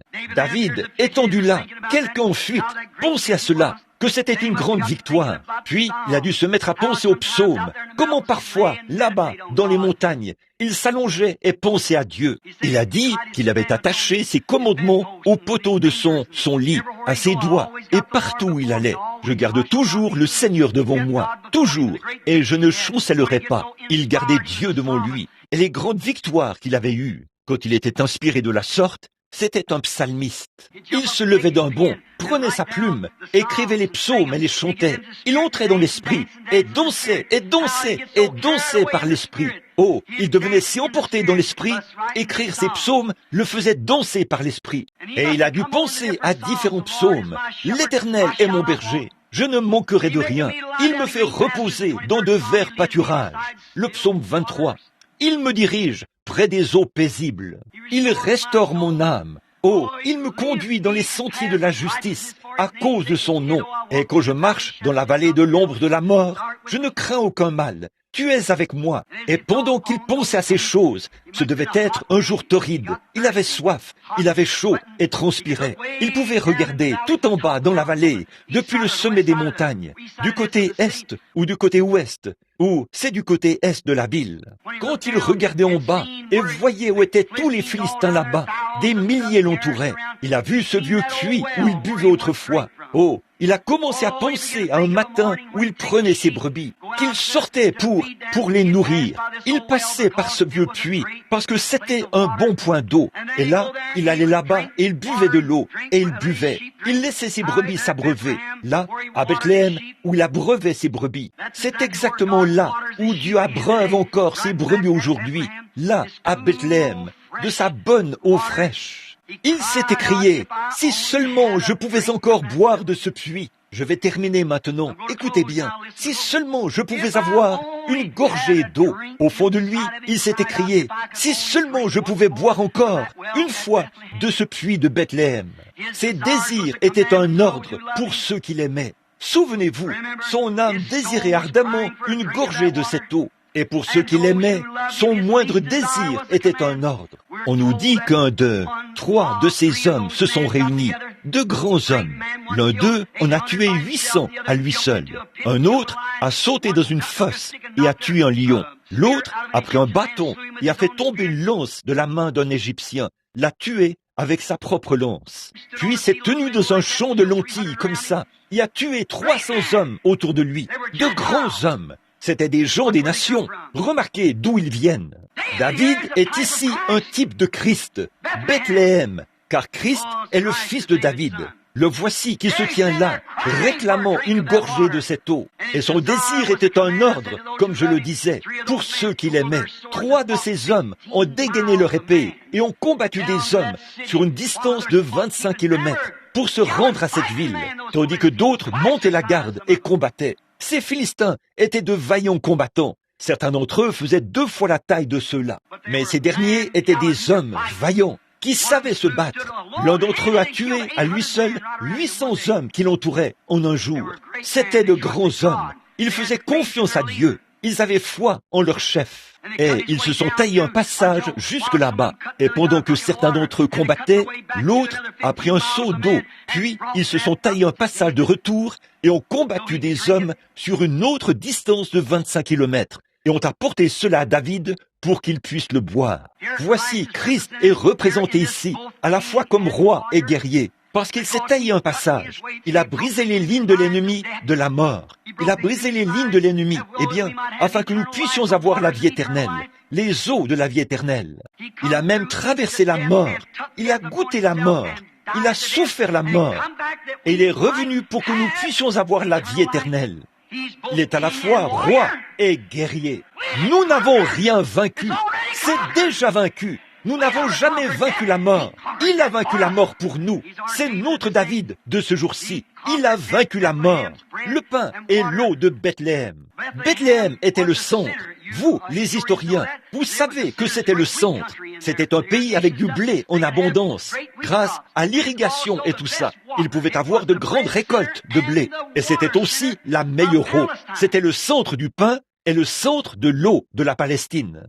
Et aujourd'hui, peu importe combien d'organisations nous avons, combien d'autres soi-disant frères, et peut-être qu'ils le sont, Christ demeure la Bethléem du croyant. Il est le lieu du pain et de l'eau. Méthodistes, c'est bon pour vous. C'est bon pour vous les baptistes, les pentecôtistes, le reste d'entre vous. C'est un seul endroit, c'est Bethléem. C'est de là que viennent le pain et l'eau de la vie. Oui, le voici notre pain. Le pain est l'eau de Dieu pour nous. Il est le centre, le seul endroit où vous pouvez venir et l'obtenir. C'est de lui, la maison de Dieu, dans la personne de Jésus-Christ, notre Bethléem, le pain et les eaux de la vie éternelle. Et il est la parole faite chair. Voici la parole, le pain et l'eau de la vie. Hébreux 13:8 dit, il est le même hier, aujourd'hui et éternellement. Cela fait de lui notre Bethléem, notre lieu de pain et d'eau, le seul lieu de la vie éternelle. Remarquez, David, en recevant les eaux, il ne les a jamais bues. Il a dit, que Dieu m'en garde. Ceci est le sang de ces hommes qui ont mis leur vie en danger pour aller là-bas et lui rapporter à boire. Observez, il l'a versé sur le sol en guise d'offrande à Dieu. Amen. Homme, frère, élevez votre foi un instant là. Il a refusé de la boire lui-même. Il l'a versé sur le sol en guise d'offrande à Dieu. Comme cela reflète bien Jean 3:16, où Dieu a tant aimé le monde qu'il a donné son Fils unique. Jésus, le prince de la vie, est venu ici. Il n'avait pas à mourir. Il a vaincu lui-même la mort et a versé le sang de sa propre vie sur le sol. Amen. En guise d'offrande pour notre péché. Il est notre rocher frappé. Sur le sol, son précieux sang que Dieu lui a donné. J'ai entendu quelqu'un dire l'autre soir, dans un message, qu'ils en sont venus à, je crois que c'était Billy Graham, hier soir. Je le regardais alors qu'il disait qu'il était allé en Israël et en Palestine. Et il a dit, je suis venu pour croire votre peuple. Quelque chose comme ça. Et je l'ai certainement admiré lorsqu'il est passé à cette émission mondaine hier soir. Beaucoup d'entre vous ont rejeté l'homme pour avoir fait ça. Mais écoutez, c'est devant toute la nation qu'il s'est présenté. Il n'a pas reculé. Il s'en est tenu exactement à ce qu'il croyait. Et je l'admire certainement pour ça. Et il a dit, je suis allé en Israël et je leur ai dit, j'adore un de vos enfants. En d'autres termes, comme ceci. Je me suis dit, Billy, c'est merveilleux. J'ai aimé voir cette puissance que Dieu t'a donnée, de te tenir au milieu de tous ces tapes à l'œil d'Hollywood et donner un témoignage de Jésus-Christ. Mais il n'était pas juif. Jésus était Dieu, pas un juif. Souvenez-vous, la cellule de sang provient du sexe masculin. Et il n'était pas un homme, un juif ou quelqu'un des nations. Il était Dieu, créé dans la chair. Nous ne sommes pas sauvés par le sang d'un juif, ni par le sang de quelqu'un des nations. C'est par le sang de Dieu que nous sommes sauvés. Il était Dieu, rien de moins. Il n'était ni juif, ni des nations. Par le sang créateur de Dieu en lui, nous devenons, s'il était juif ou des nations, nous serions tous perdus. Il était Dieu dans la chair. C'est vrai, je n'adore pas un juif. Quand j'adore Jésus-Christ, j'adore Dieu. Je n'adore pas une fiction ou une sorte de chose historique. J'adore Jésus-Christ, la présence de Jésus-Christ en ce moment même, qui est sa parole manifestée dans cet âge-ci. Depuis le commencement, Dieu a assigné une portion de sa parole à chaque âge. Et chaque fois qu'un de ces âges se déroulait, Dieu envoyait un prophète loin pour cet âge en question. À l'époque de Noé, à l'époque de tous les autres, quand il a fait les promesses. Peu m'importe dans quel état se trouve l'Église, il fait toujours ça. Il envoie un homme loin, car la parole du Seigneur vient au prophète. Voici, il se tenait là, chaque prophète, et il était condamné par les organisations de ce jour-là. Mais ils s'en tenaient à la parole et faisaient vivre la parole. Jésus était la plénitude de la parole de Dieu, car il était la plénitude de la divinité corporellement. Et en lui habitait la plénitude de Dieu. Dieu vivait en Jésus-Christ. Dieu était en Christ, réconciliant le monde avec lui-même. Non pas juif ou des nations, mais Dieu. Le voilà, se manifestant, comme c'est approprié. Et le propre sang de Dieu a dû être répandu sur le sol, depuis le sang innocent d'Abel, pour nous racheter. Il n'a pas pris sa propre vie. Il n'a pas retenu sa propre vie. Il a dit, « Père, est-il possible que cette coupe s'éloigne de moi?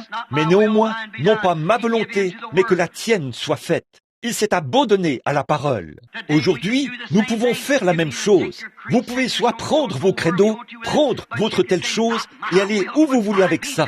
Mais vous pouvez dire, non pas ma volonté, mais que la tienne soit faite. Revenez à la parole de Dieu. Prenez votre clinquant et Noël et faites-en ce que vous voulez. Mais donnez-moi Jésus-Christ dans mon cœur. Peu importe combien cela est humble et combien les gens rient ou quoi que soit la chose.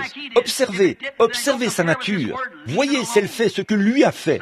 Si elle ne le fait pas, et que ça ne s'aligne pas à cette parole, laissez ça de côté. Ce n'est pas Christ, car Christ est la parole. Ici, nous voyons combien c'était approprié. Notre rocher frappé, la vie de son sang répandue sur le sol, un sacrifice d'expiation pour le pécheur.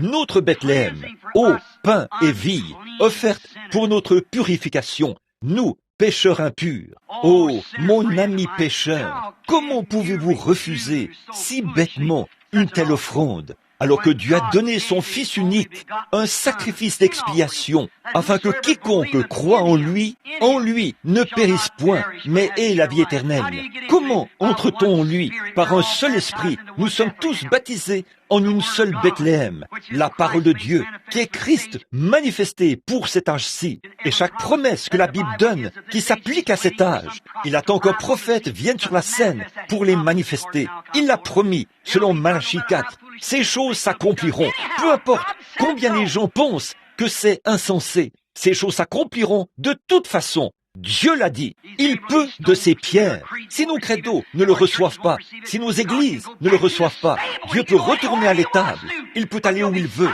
mais il y aura quelqu'un qui prendra position pour cette parole qui était prononcée pour ce jour-ci. Quelque chose doit la manifester. Ce ne sera pas un groupe non plus. Ça ne l'a jamais été. Oh, fils, guerrier, comme je termine. Je ne veux pas vous garder trop longtemps ici. Je vais terminer tout de suite, si le Seigneur le veut. Il est 11h moins 5, moins 6 plutôt. Remarquez, oh, fils guerrier, vous les hommes qui prétendez être des fils, savez-vous ce que David représentait? David représentait Christ. Christ était le fils de David. Maintenant écoutez, je termine par ceci. Ces guerriers des nations, beaucoup d'entre eux, remarquez, ils venaient de partout. Mais ils savaient que ce fugitif était oint. Ils savaient que David était rejeté par son propre peuple. Mais ils savaient que l'onction était sur lui. Ils pouvaient voir ça. Alors, ils sont restés à ses côtés, à la vie, à la mort. C'étaient des hommes vaillants. Même si le monde extérieur ne croyait pas ça, son propre peuple l'a chassé. Il ne voulait rien avoir à faire avec lui. Saül l'a chassé. La tête de la dénomination l'a chassé et n'avait rien à faire avec ça. Le conseil l'a chassé et il est devenu un fugitif. Il a dû aller là où il pouvait. Il était là-haut, dans les montagnes. Mais il y avait un petit groupe d'hommes, composé de gens des nations, et ainsi de suite. Et en regardant cet homme, ils ont su qu'il allait devenir roi. Il en est de même aujourd'hui pour les véritables et vaillants soldats de la foi de cette parole, qui savent que cette parole promet que Jésus-Christ va revenir. Nous ne sommes pas intéressés par des millions de dollars de ceci et des millions de dollars de cela. Je suis intéressé au retour de Jésus-Christ. Oh, fils guerrier de Dieu, qu'est-ce qui vous arrive? Quelle est votre position aujourd'hui quand nous voyons que la Bible prédit qu'il est quelqu'un rejeté aujourd'hui, chassé de son Église, chassé des organisations? Et vous le savez, pas besoin de nous le cacher, c'est la vérité. La Bible dit qu'il en serait ainsi. Sortez de ces marques de la bête. Regardez ces hommes, ils ont dégainé leur épée. Qu'est-ce qu'il y avait? Il désirait une gorgée d'eau fraîche. David. Quel type d'aujourd'hui? De notre David. Christ. Nous savons qu'on le traite d'exalté, qu'on le repousse comme fanatique et tout. Il est rejeté par les églises. Elles ont leur credo et leurs choses déjà établies en ce Noël, exactement comme la première fois. Nous savons cela, mais nous savons aussi que cette parole reste toujours vraie et qu'elle doit s'accomplir. Et ce que Christ désire, c'est que les hommes, les combattants, tiennent ferme. Amen. Oh, venez vous placer auprès de moi, à mes côtés. L'endroit où je me tiens est redoutable. Je lance un défi aujourd'hui. Ces bandes vont partout dans le monde. Je lance un défi à l'homme, aux combattants qui aiment Jésus-Christ, qui sait que ces choses doivent s'accomplir aujourd'hui.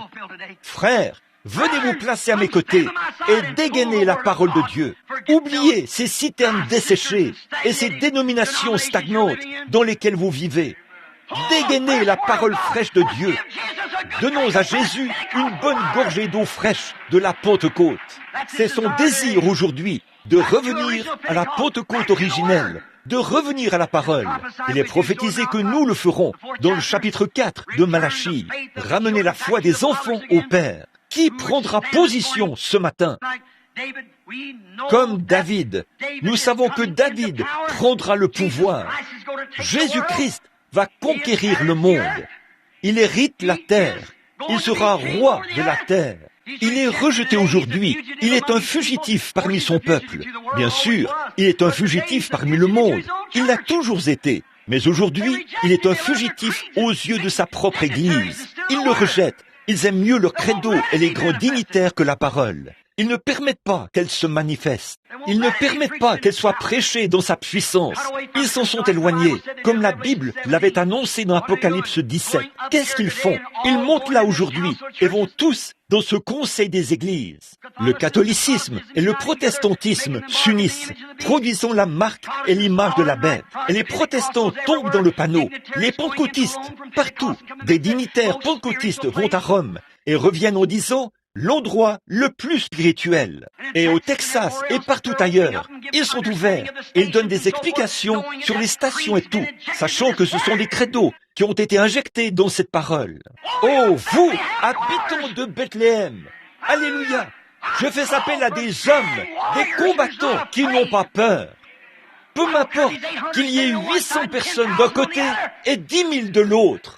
Je veux des combattants qui viendront avec moi et qui se frayeront un chemin à travers cette ligne de Philistins incrédules que le Conseil mondial a posté autour de la parole de Dieu, essayant d'en faire des credos et d'en nourrir les gens. Il y a un puits, il y a une source ouverte dans la maison de David, Bethléem, pour le péché et l'impureté. Frère, le péché, c'est l'incrédulité à l'égard de sa parole.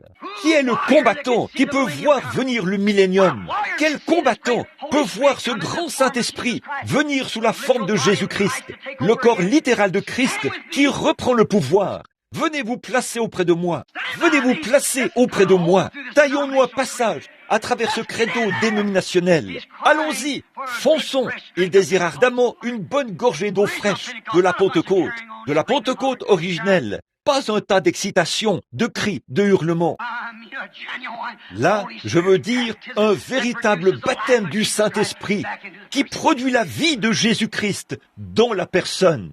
Pardonnez-moi si je vous ai blessé. Non, ne faites pas ça. Je fais ceci au nom du Seigneur Jésus. Revenez, prenez position, vous, les hommes vaillants, qui voient David se tenir là-bas. Jésus-Christ, quelqu'un rejeté par son Église, exclu par leur credo. Il y a une source fraîche qui se trouve là-bas. Amen. Il y a de la puissance pour faire revivre cette parole. Il est prophétisé qu'en ce jour-ci, cela va s'accomplir. Dieu a dit que ça s'accomplirait. Cela doit s'accomplir. Vous n'y arriverez jamais dans l'armée dans laquelle vous êtes maintenant. Vous placez une garnison autour de vous-même, pentecôtiste, avec le reste des organisations, et vous en faites un credo. Oh, homme de Dieu, où est cette épée? Notre Seigneur désire une gorgée d'eau fraîche. Peu m'importe s'il faut mourir ou vivre. Taillons-nous un passage à travers cette chose. C'est si difficile de se tenir tout seul.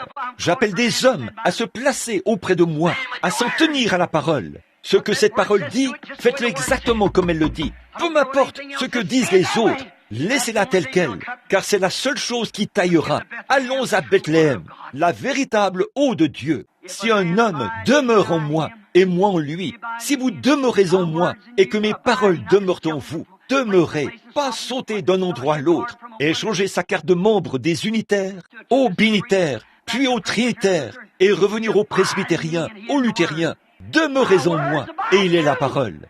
Mes paroles demeurent en vous. N'ayez pas peur de 800 ou de 8 millions.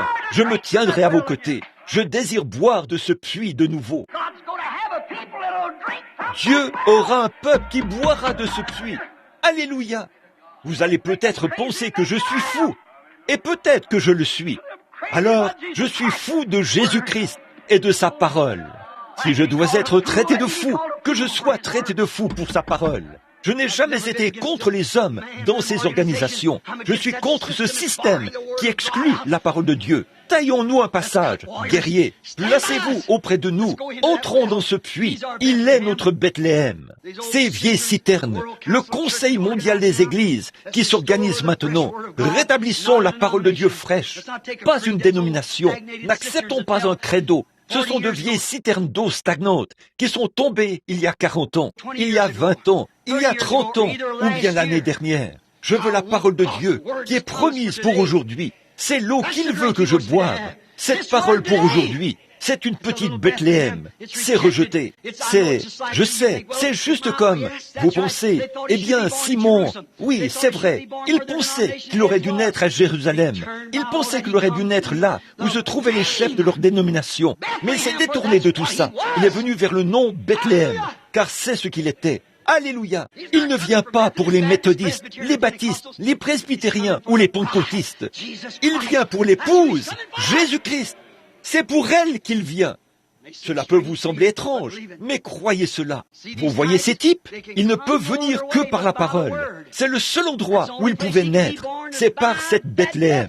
C'est pour ça qu'il fallait que ce soit cet humble petit endroit. Il doit en être ainsi ce matin. Ce doit être de la même manière, par la parole promise. Oui, monsieur, le conseil des églises philistines qui s'organise maintenant, posté partout autour de notre Bethléem. En ce Noël, ils ont placé des garnisons autour, partout. Tout est décoré avec le clinquant du monde. Oh, nous allons apporter la paix dans le monde. Le pape Luther, Jean, ou quel que soit son nom, va se réunir avec tous les grands évêques de l'Église. Le Conseil des Églises unies et le Conseil mondial vont se réunir. Comment deux hommes peuvent-ils marcher ensemble s'ils ne sont pas d'accord? Amen. Il n'y en a qu'un avec qui vous pouvez marcher, c'est Jésus-Christ. Comment pouvez-vous marcher avec lui quand vous êtes d'accord avec qui il est, la parole? Ne laissez pas cela vous échapper. Peu m'importe combien de clinquants ils ont, vous devez faire ceci, sinon nous fermerons votre église. Peu m'importe ce qu'ils ferment, ça n'a rien à voir avec la parole. Oui, monsieur. Où allez-vous? Exactement ce que la parole a dit que vous feriez. Vous retournez directement là, vêtus de choses clinquantes du monde, avec toutes sortes de promesses du monde. Mais c'est à des millions de kilomètres de la parole. Le voilà aujourd'hui. Noël encore, pour nous priver de la promesse de la parole. Mais elle s'accomplira. De ces pierres, Dieu peut susciter des enfants à Abraham. Ah, ils essayent de priver les véritables et authentiques habitants de Bethléem d'avoir la vie éternelle. C'est ça leur but. Levez-vous, fils et combattants, taillons-nous un passage vers notre Bethléem originel. Souvenez-vous, quand David est monté sur son trône, ces hommes l'ont soutenu parce qu'ils savaient qu'il allait monter sur le trône. Ils savaient que David allait monter sur le trône, peu importe combien il était rejeté. C'était le pire fugitif du pays. Et c'est pareil pour la véritable parole de Dieu ce matin. Elle est étrangère aux organisations. Regardez ce qu'ils ont fait. Ça vous le montre clairement. Les gens essaient de dire, « Frère Branham, vous tapez sur l'Église. » Je tape sur ces systèmes. L'Église, c'est Jésus-Christ, pas un système. Et aujourd'hui, regardez ce qu'ils ont fait. Regardez ce qu'ils font. Vous pouvez voir ce qu'ils font. Ils essaient d'empêcher les gens de recevoir cela. Ils placent de plus en plus de garnisons autour de ce puits pour être sûrs que personne n'y boira. Mais, ô guerrier de Dieu, je crois que Jésus-Christ viendra un jour dans la gloire. Je crois qu'il viendra s'asseoir sur le trône de son père David. Bien qu'il soit rejeté, sa parole ce matin est rejetée par son propre peuple. Comme David l'était. Les organisations ont refusé sa parole.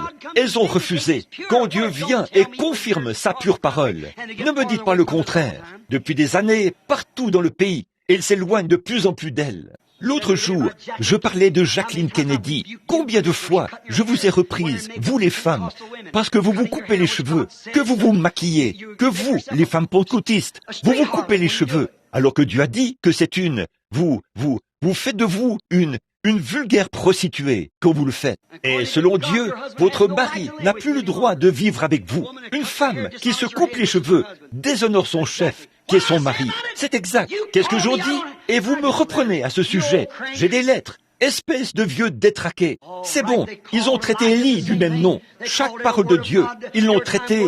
Chaque fois que la parole vient, ils la traitent de... L'autre jour, quelqu'un a dit, « Eh bien, nous croyons que vous êtes un prophète. » Je n'ai jamais dit ça. Je ne le dis pas. Je ne suis pas un prophète. Je ne suis que le serviteur de Dieu qui essaie de vous dire la vérité. C'est tout.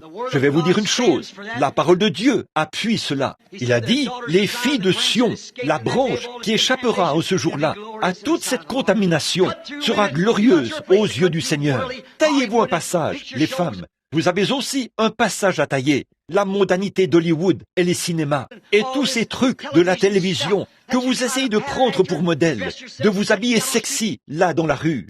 Et quelqu'un a dit, eh bien les gens veulent que vous leur enseigniez comment recevoir le Saint-Esprit. Et comment recevoir? Vous dites que vous avez le Saint-Esprit, puis vous reniez la parole? Votre vie prouve que vous ne l'avez pas. Voyez, là, je ne suis pas fâché. Je vous dis simplement la vérité. Examinez-vous et voyez. Paul a dit, si un ange du ciel enseignait autre chose, qu'il soit anathème.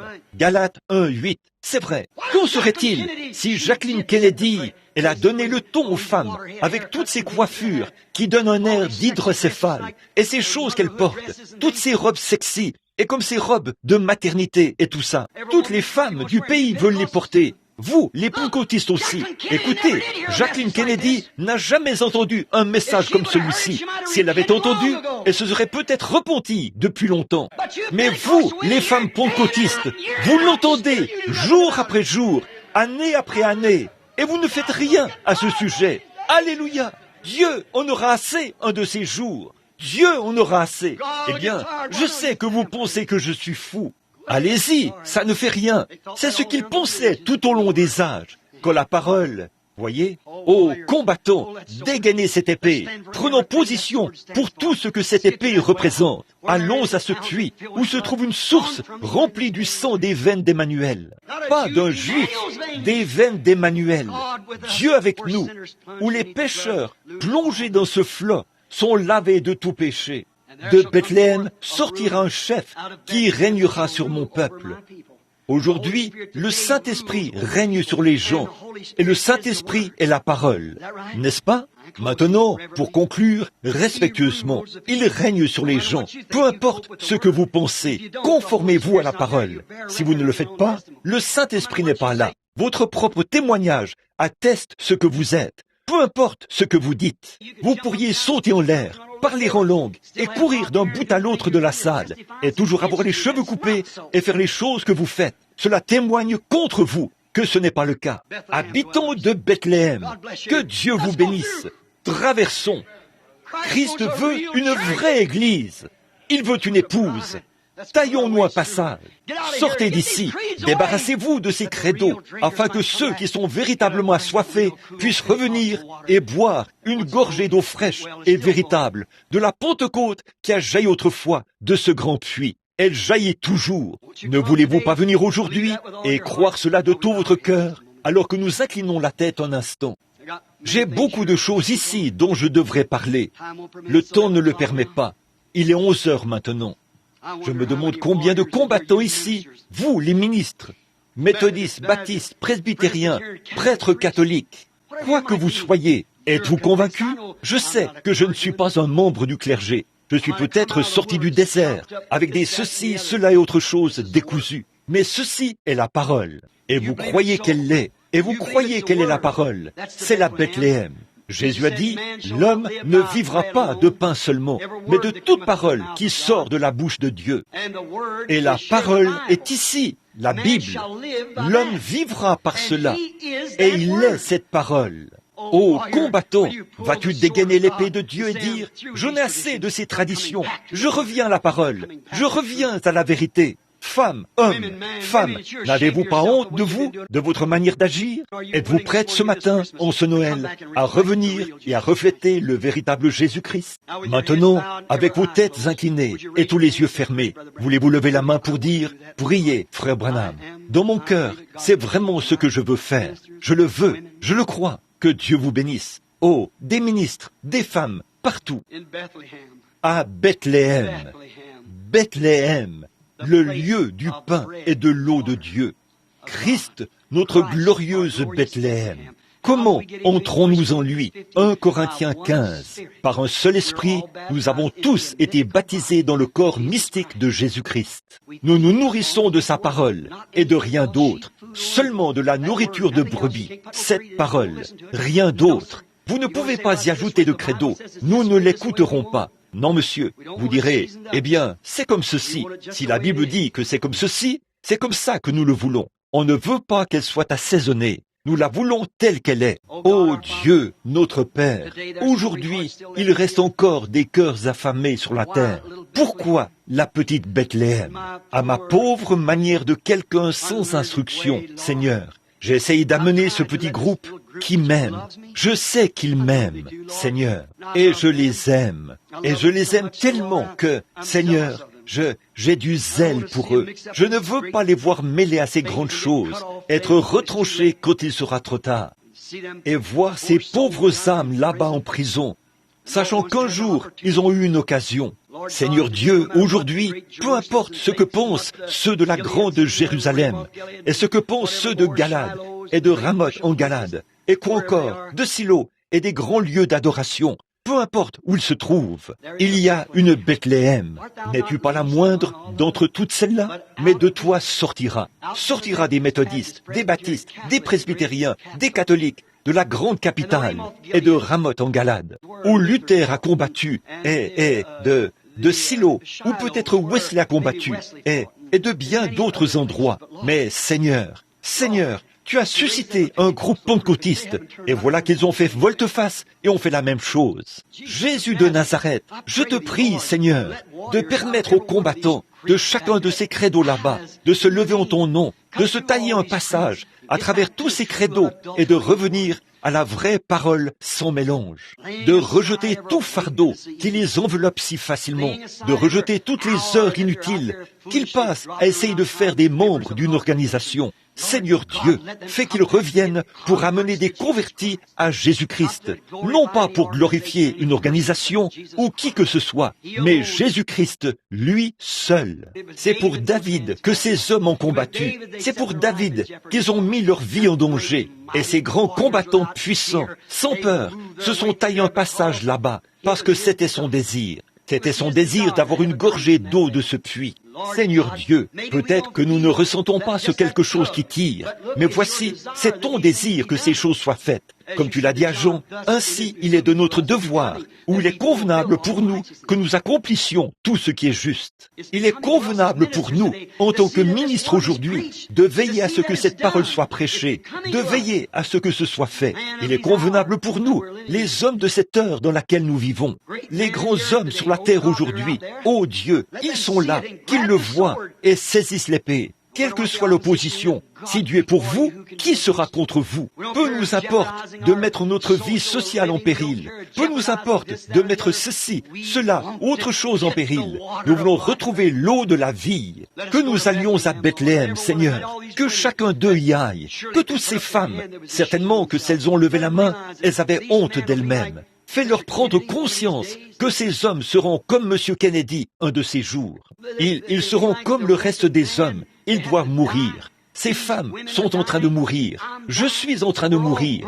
Nous sommes tous en train de nous consumer ici sur la terre. Et nous savons qu'il ne nous reste que peu de temps, que très peu de jours. Et Dieu, au lieu d'essayer de construire de grands systèmes, Seigneur, permets que les hommes et les femmes, ce matin, voient qu'il s'agit de la venue d'un roi. Ô Dieu, la venue de ce grand roi, Jésus. Et nous comprenons, Dieu, que chacun de ces hommes qui ont dégainé l'épée et ont combattu pour David alors qu'il était en fuite, quand il est arrivé au pouvoir, il leur a donné de gouverner des villes. Chacun d'eux avait des villes. Et tu as promis dans la Bible que nous aurions des villes. Ô Dieu, en tant que gens des nations, devenus héritiers par la lignée des gens des nations, afin que nous participions à sa sainteté et à sa justice. Permets aujourd'hui que nous, Seigneur, en tant qu'hommes combattants, prenions cette parole, sachant que ceux qui prennent position pour lui en cette heure, ils gouverneront des villes. Non pas que nous voulions être des chefs, mais nous voulons être tes serviteurs, Seigneur. Ô Dieu, nous voyons la vision de cette petite minorité, de ce petit groupe, de ce qu'on appelle le fanatisme dans le... Paul a dit en son jour, selon la voie qu'on appelle secte, folie, C'est là que je veux combattre, Seigneur.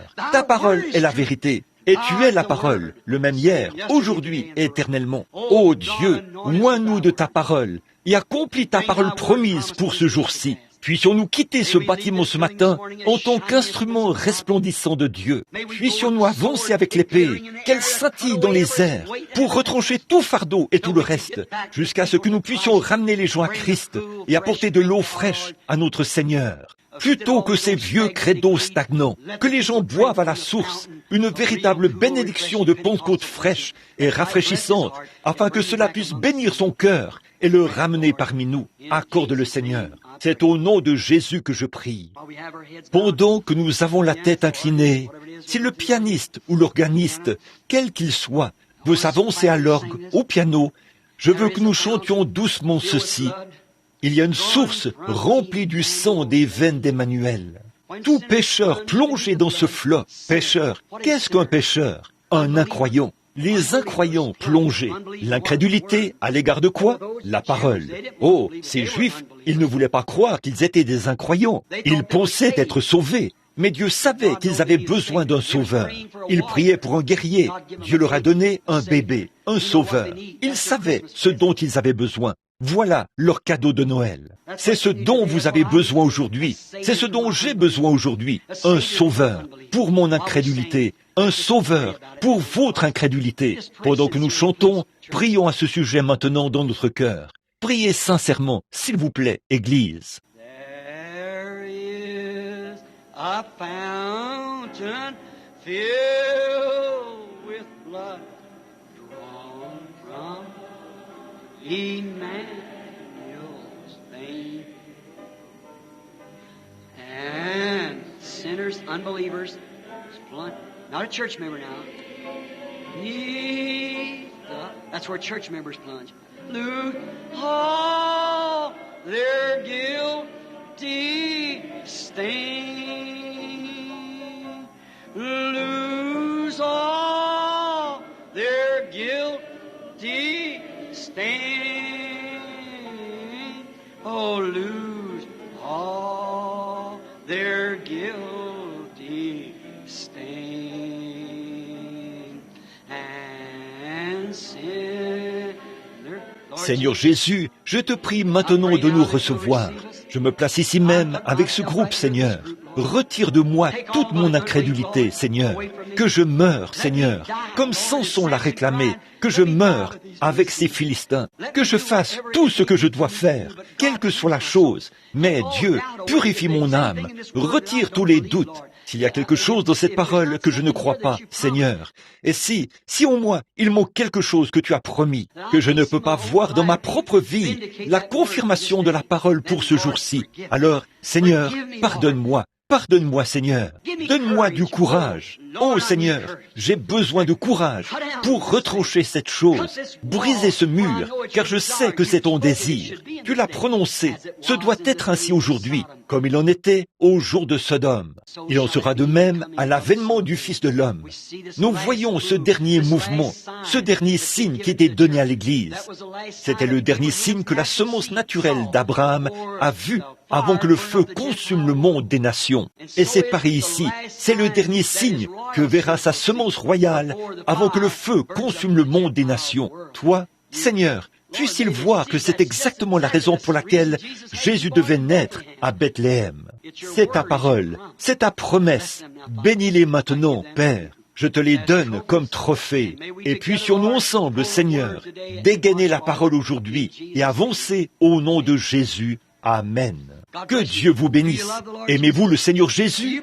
Croyez-vous que c'est la vérité? Levez la main si vous croyez que c'est la vérité. Merci, mes amis. Écoutez, je pense que la bande est arrêtée. Voyez-vous, en parlant ici, je ne m'adresse pas seulement à vous. Cette bande fait le tour du monde. Et des hommes et des femmes du monde entier entendent cela. Nous voyageons d'un pays à l'autre. Et les gens, ils s'assoient là, avec des petits tubes dans leurs oreilles. Et je dis cela directement à des centaines et des centaines de personnes dans le monde entier. Et vous savez, ce n'est pas... Bon, vous les femmes, je ne veux pas vous blesser quand je vous dis ces choses. Mais si votre pasteur ne vous dit pas cela, il y a quelque chose qui cloche chez lui. Il n'a pas il n'a pas le cran de le faire. Il se cache derrière une organisation où il est comme Lot, assis là, avant que le feu descende. Il n'avait tout simplement pas la chose authentique pour prendre position là. La Bible dit ceci, les péchés de Sodome tourmentaient journalement son âme juste. Son âme savait ce qu'il en était, mais il n'avait pas le courage qu'il fallait pour s'avancer et condamner cela. Et un pasteur qui ne dit pas à une femme que c'est mal de se couper les cheveux, il y a quelque chose qui cloche avec cet homme, et de porter ses vêtements. Et vous, les hommes, vous qui laissez vos femmes faire ces choses-là, qu'est-ce qui se passe avec vous? Qu'est-ce qui se passe avec vous? Vous amenez votre femme partout dans la ville, comme une vulgaire prostituée. Puis, vous giflez un homme s'il l'insulte. C'est vous qui avez besoin d'une gifle. C'est vrai, et Dieu le fera aussi un jour. C'est vrai, il nous faut revenir à cette parole. Non seulement ça, ce n'est qu'une petite chose. Mais comment allez-vous obtenir les grandes choses si vous refusez les petites? Comment pouvez-vous apprendre l'algèbre si vous ne connaissez pas l'alphabet? Vous ne pouvez pas compter jusqu'à 10. Comment allez-vous connaître vos mathématiques? Il faut commencer par le bas. Vous essayez de commencer par le haut. Descendez ici et commencez correctement. C'est le moment de le faire maintenant, à Noël. C'était la naissance de Christ. Que Christ naisse en nous. Qu'est-ce que Christ? Christ est la parole. Combien le savent? Au commencement était la parole, et la parole était avec Dieu, et la parole était Dieu.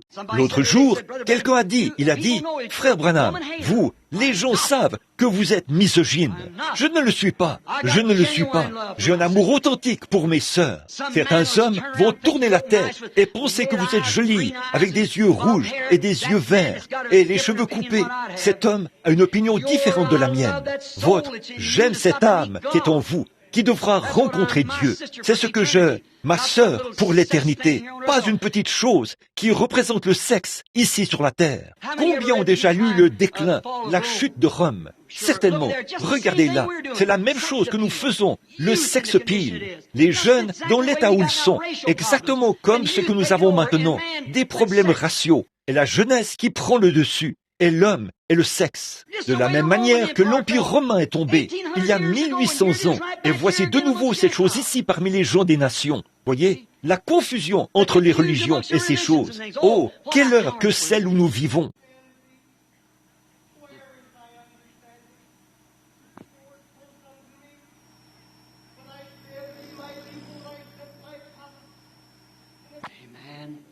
Amen. Le Seigneur Dieu a parlé. Je crois cela.